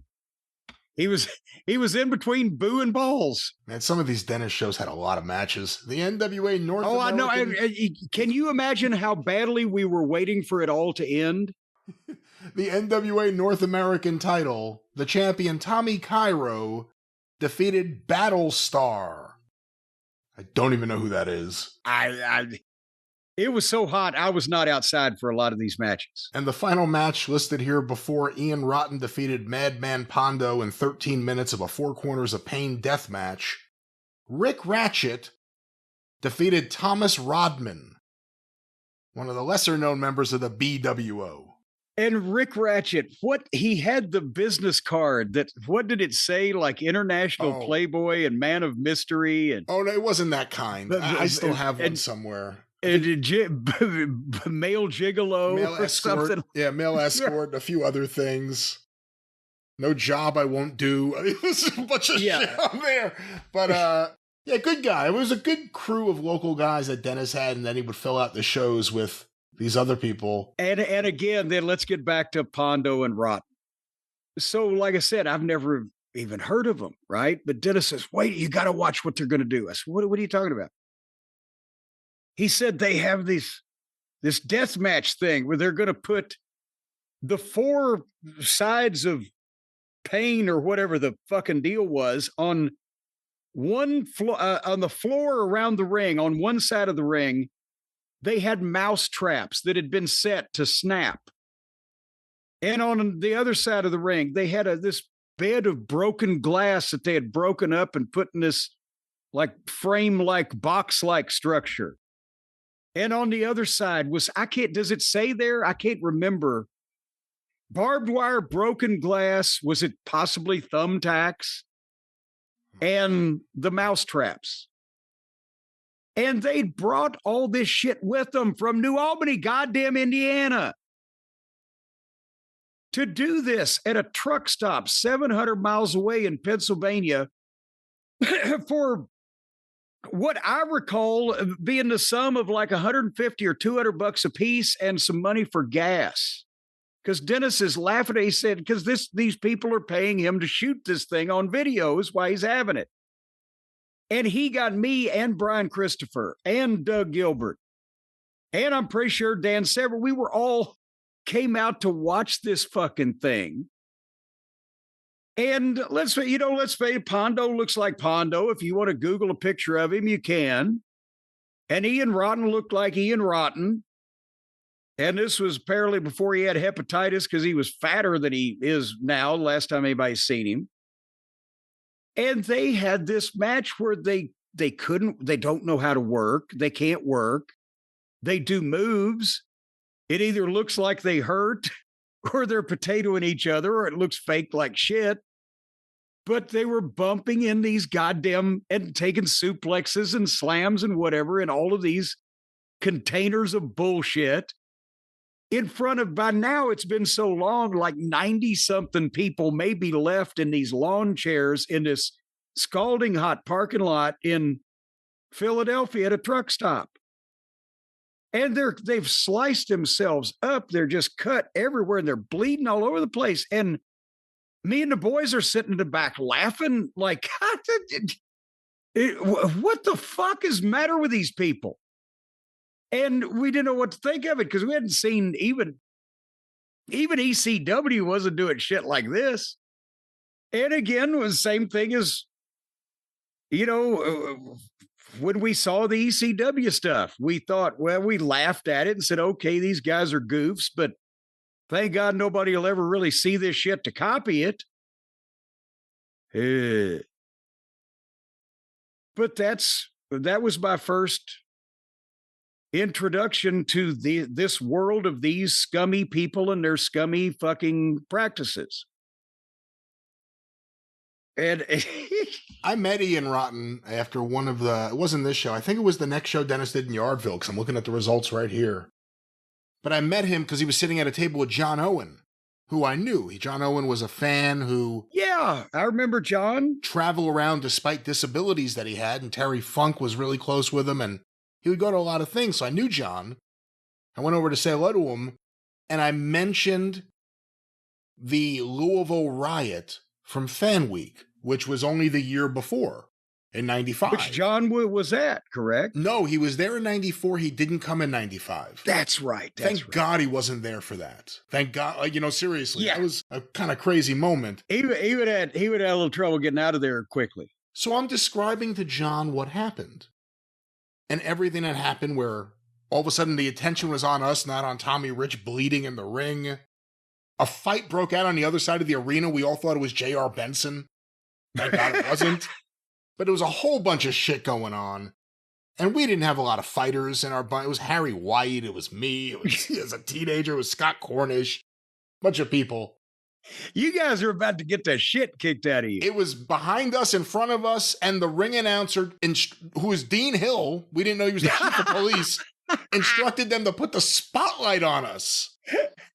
So they put the spotlight on those fans from Smoky Mountain are here. Yeah, if we've confused people, it was in the Louisville Gardens, the home of the USWA, and it was the USWA versus Smoky Mountain Wrestling feud, and the SMW guys were the heels, and our Fan Week fans are cheering for the Smoky Mountain guys, and Dean Hill points them out to the rest of the people in the building. And this was not a group of smart fans in 1995. No, we were the smart fan, the little tiny minority of fans hunkered down in one little area of the building. We were the smart fans.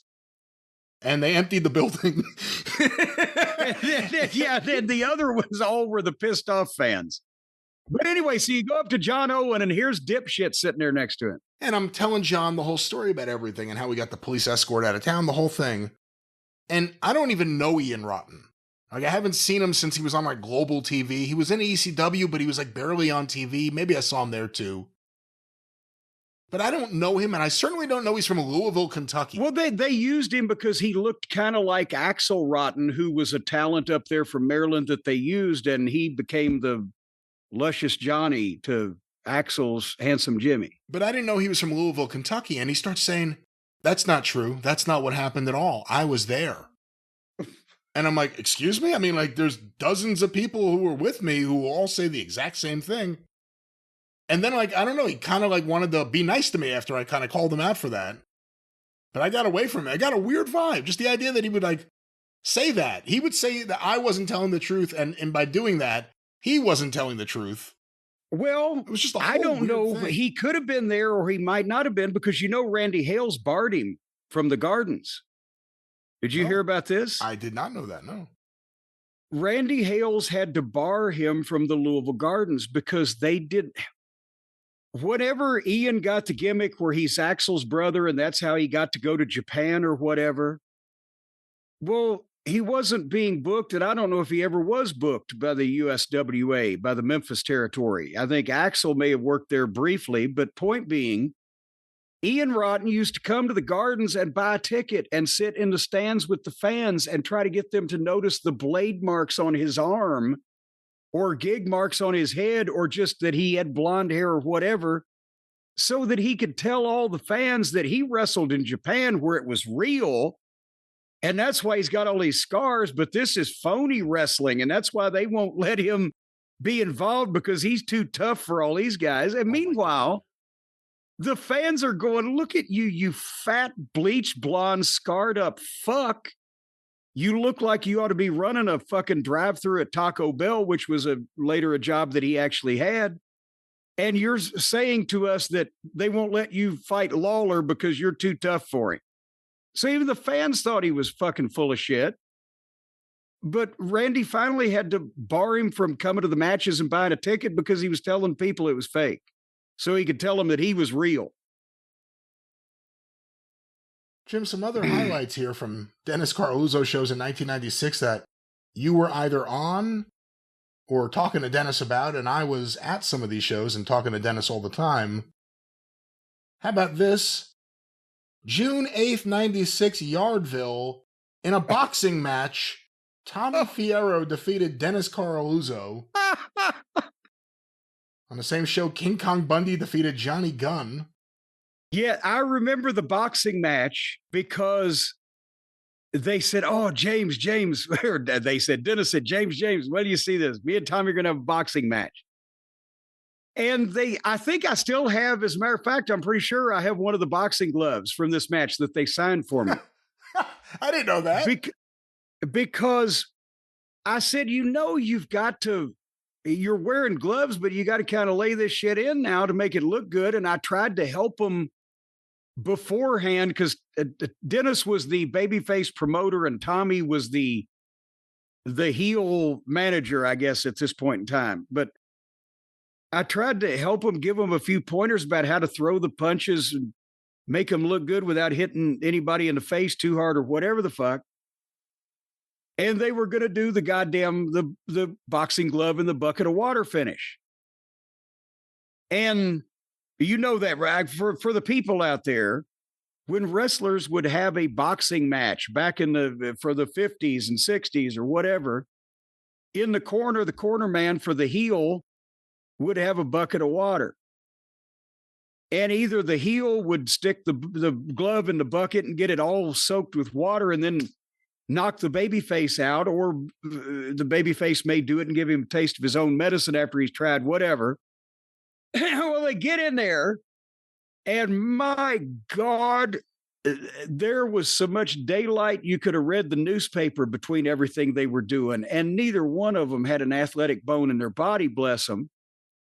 And it was abysmal. And then, as I recall, even on the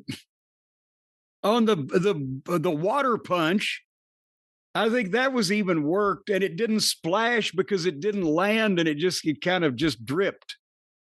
And I told him afterwards, I said, I got to be honest, that's the worst thing I've seen in the wrestling business ever in my life, but I've only been in it for 40 years.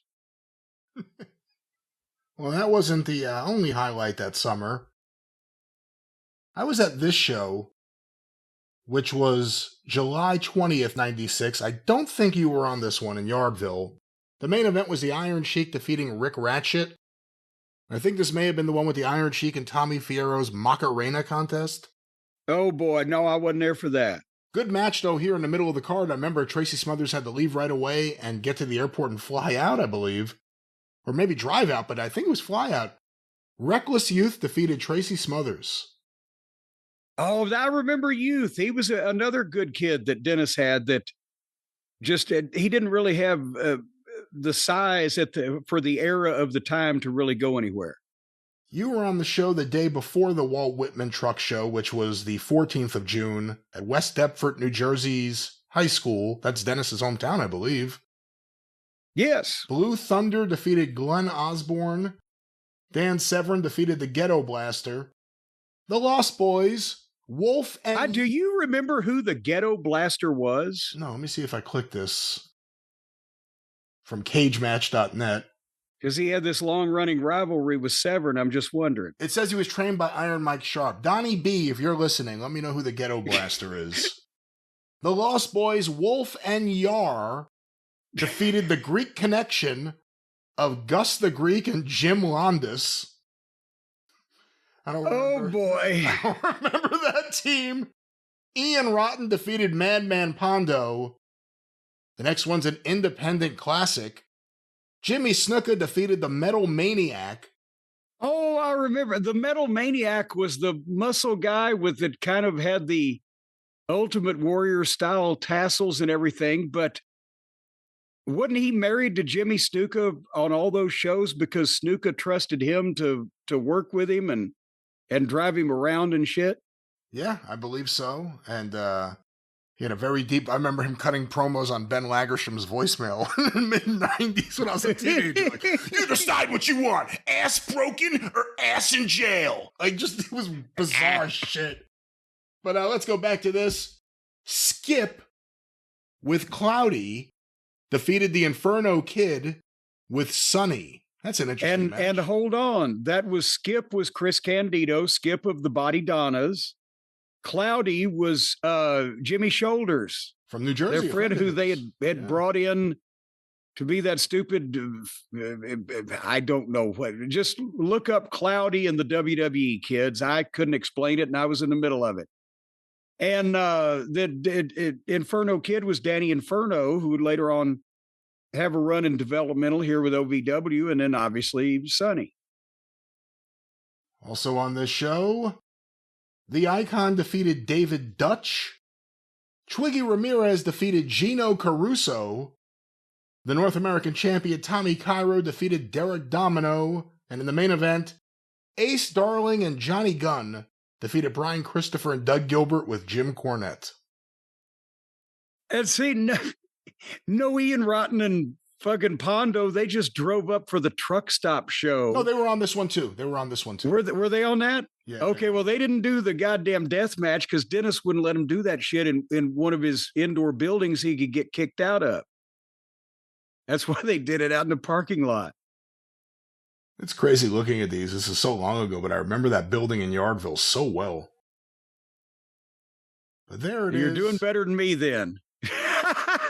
One of the last Nazi tag teams, the Sons of Gestapo, Oh, Crazy Ivan and Lord Zieg, or Zeig, I'm not sure exactly what that is.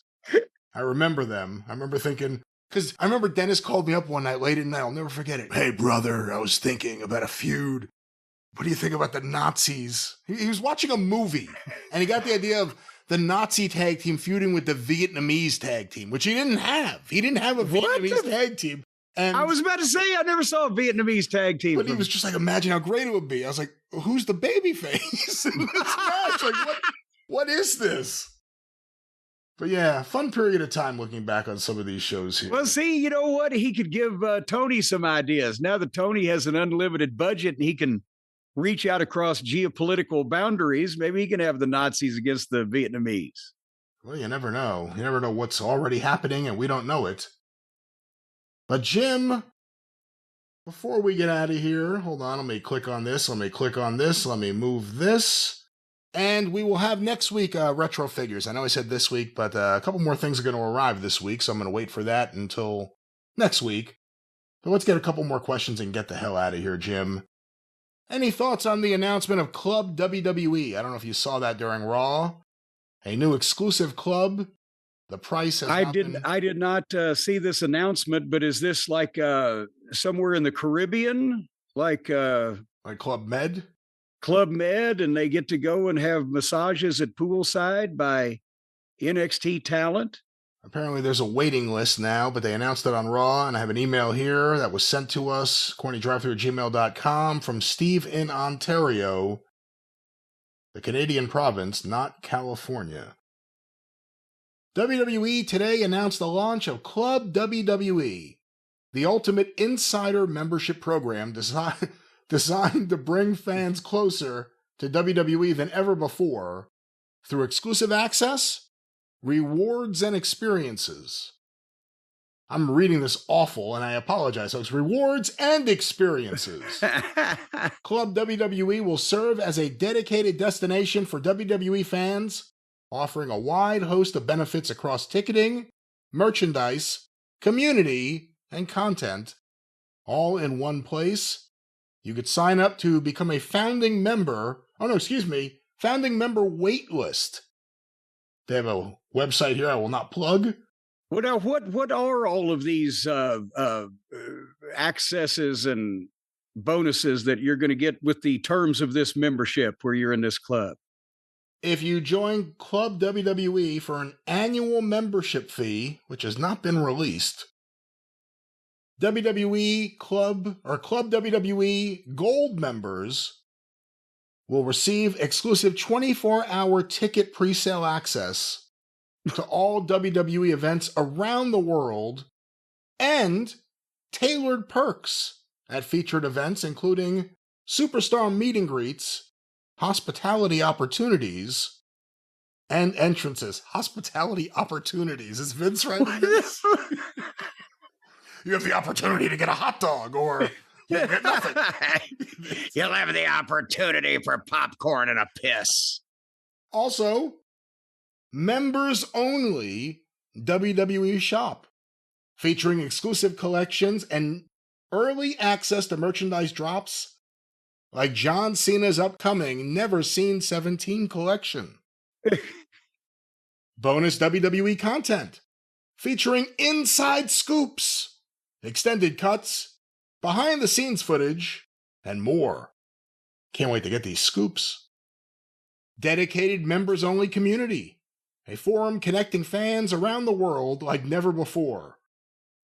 Also, a points-based reward system, allowing fans to earn credits to redeem against digital and physical goods. And the final thing here, a premium welcome pack for founding members. I like the point system. Basically, you could spend money and we'll give you points you could use on other things that you're going to have to use more money to get. Well, they've taken the old corny coin idea and just really run with it. Remember, I told you that was a winner. But this sounds like another way to spend money easier. Doesn't it to you? It sounds like they're going after every dollar they can. Someone else just sent us. This was sent to CornyDriveThru@gmail.com from Jordan E. This is an email from someone at On Location to Jordan about SummerSlam VIP access. Now, On Location was the company, I believe, bought by TKO. Is that correct? I think so. Weren't they? They announced that their hospitality. Yes. Hope you are well. My name is Parker. They sound hospitable. My name is Parker, your sales representative for anything On Location. Thank you for your interest in On Location and WWE SummerSlam VIP packages, which is taking place at US Bank Stadium in Minneapolis on August 1st and 2nd. This is one of the most anticipated events of the year, and premium inventory is very limited. If you haven't already, please respond here or use the scheduling link at the bottom of the email to book time for a call to discuss package options and picking out seats. Choose WWE after clicking the link. And Jim, let's get some of the pricing here. Oh, there's only a few packages listed. We'll start with the most expensive, the Elite package. For $25,000. What? You get a premium front row camera side seat. A ringside. You gotta get the fucking camera. A ringside photo op. A pre-show all-inclusive hospitality with superstar appearances with Gunther, Tiffany Stratton, and more. And then in parentheses, private section. If you want to get private with Tiffany Stratton and Gunther. Well, now we may be getting closer to 25 grand. I don't know about Gunther, but a dedicated VIP entrance and checkout lane at the Superstore. A commemorative... Wait a minute, so you can spend your money faster and easier. Yeah. Hey, how did those people get on the express lane? Oh, they spent $25,000. How about for 25 grand, you get everything you can carry out of the store. You also get a commemorative chair with shipping. You get a premium elite gift, or just premium elite gifting, whatever that may be. You get to go to a Friday night SmackDown watch party with a WWE superstar, and this is once again in the private section. You get a ring mat plaque. You get your name on the canvas for one of the nights. You get a WWE credential and a lanyard. And finally, elite concierge services and private transportation. What do you think? 25 grand. 25 grand. You could go around the world on the nicest cruise ship in the fucking British fleet and eat and drink yourself sick into a tizzy and have people push you in a wheelchair from one place to another and still not spend $25,000. Well, you don't get the private sex show with Gunther and Tiffany Stratton they're advertising here. Jim, there's another package. Well, wait a minute. Is that a show between the two of them, or do I get to pick which one of the two of them that I'd like to put on the show with? Jim, that may be too much for you or some of the listeners. We have other packages here. The champion package. Everyone wants to be a champion. Starting at $4,750 and going up to $16,150. Jesus Christ. Premium floor seating, ringside photo op, a lot of the same things. Hospitality with Gunther and Tiffany Stratton. We're calling it hospitality now, folks. Yeah, we're calling it with the 25 grand package, you get a happy ending. With the 16 grand, you only get tickled a little bit. Now, here's something interesting. Friday night SmackDown watch party with WWE superstar appearances. This does not say private section. So obviously there is some sort of roped off area for the high spenders to get private time with their favorite superstars. Well, there always is. Bottle service, private time. There's also a third package, the gold package. Starts at $850 for those of you who are cheap. And it goes up to $4,275. That's the Gold Club package, you say? That's the Gold Club package. That's right. Well, Bischoff could tell us if that includes the price of the three-way. All right. Well, I don't know if there was a price on that. I think it may have been. You know what? There was a price he paid, all right.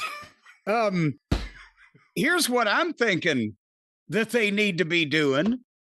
Think about this, Brian. If they fuck all this access into the store and all that shit, let's go to the meat of the matter. If they said for $20,000, we will let you book the finish to one of the matches. Maybe even $50,000. Okay, and actually they could rate it or price it depending on the order of the importance of the match. So let's say if, the girls' tag title is $5 grand, you get to call the finish. But Oba Femi and Brock Lesnar, $100 grand, you can call the finish to that match. See, that's dangerous. Also, that's cheap. See, it's one thing to say you can manage a wrestler, but to book the finish, that should be the most expensive that's what thing they all. there is. That's what they all want to do. Just keep having shows over and over. Where all the fans that come to buy a ticket, you could buy the additional ticket and get to book the finish. And then that's all they do is just travel from town to town with all these armchair bookers and these smart marks and these fucking newsletter readers and let them book the finishes, and they can make more money on that than they can on the gate. Well, again, these ticket prices for SummerSlam, I should remind you, do not include any Club WWE discounts. The club that you pay for so that you can go spend $25,000 on fucking SummerSlam. Real quick before we wrap things up, one final thing. Do I have prices here? I just got an email here from AEW. Uh-oh. AEW storms into Cincy for 2 huge nights, June 10th and 11th, Cincinnati, Ohio. Tickets available for $5 at Skyline Chili with a free bowl of Chili Mac 5-Ways. If I click on Dynamite tickets, let's just see what the ticket prices are. And this isn't to put down AEW, it's more to talk about affordability. The highest price ticket here is $490 for row C, center. Everything's center. Center floor. I think the highest ticket prices ever in the history of Mid-South Wrestling. Did they charge $50 for front row at the Superdome when Muhammad Ali was on the card? Was it that much? I don't know. I don't know if it was that much. But, yeah. All right. Well, we're sputtering Dutch out. Mantell one time when he was booking Florida, he said, God damn, he said, we sold out Sarasota or something the other week. Why ain't that a record? Because it's not a record gate. And they told him, well, because this was Dutch's first booking job, right? In the 80s. Said, we sold it out a couple years ago with Dusty or whatever, but we had higher prices. He said, that's what they didn't tell me I could raise the prices. Then if he booked a big show, he'd bump the tickets up a couple of dollars. Golden circle, you say, that type of thing. But this is ridiculous. But then again, I saw Earth, Wind, and Fire for $5.50 at the Louisville Gardens in 1979.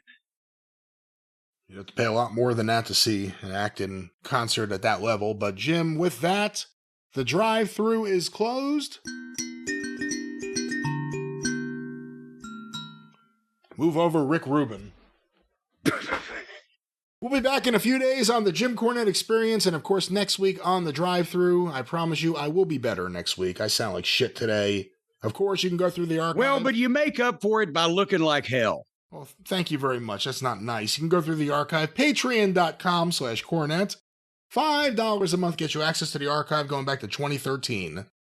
Patreon.com/Cornette.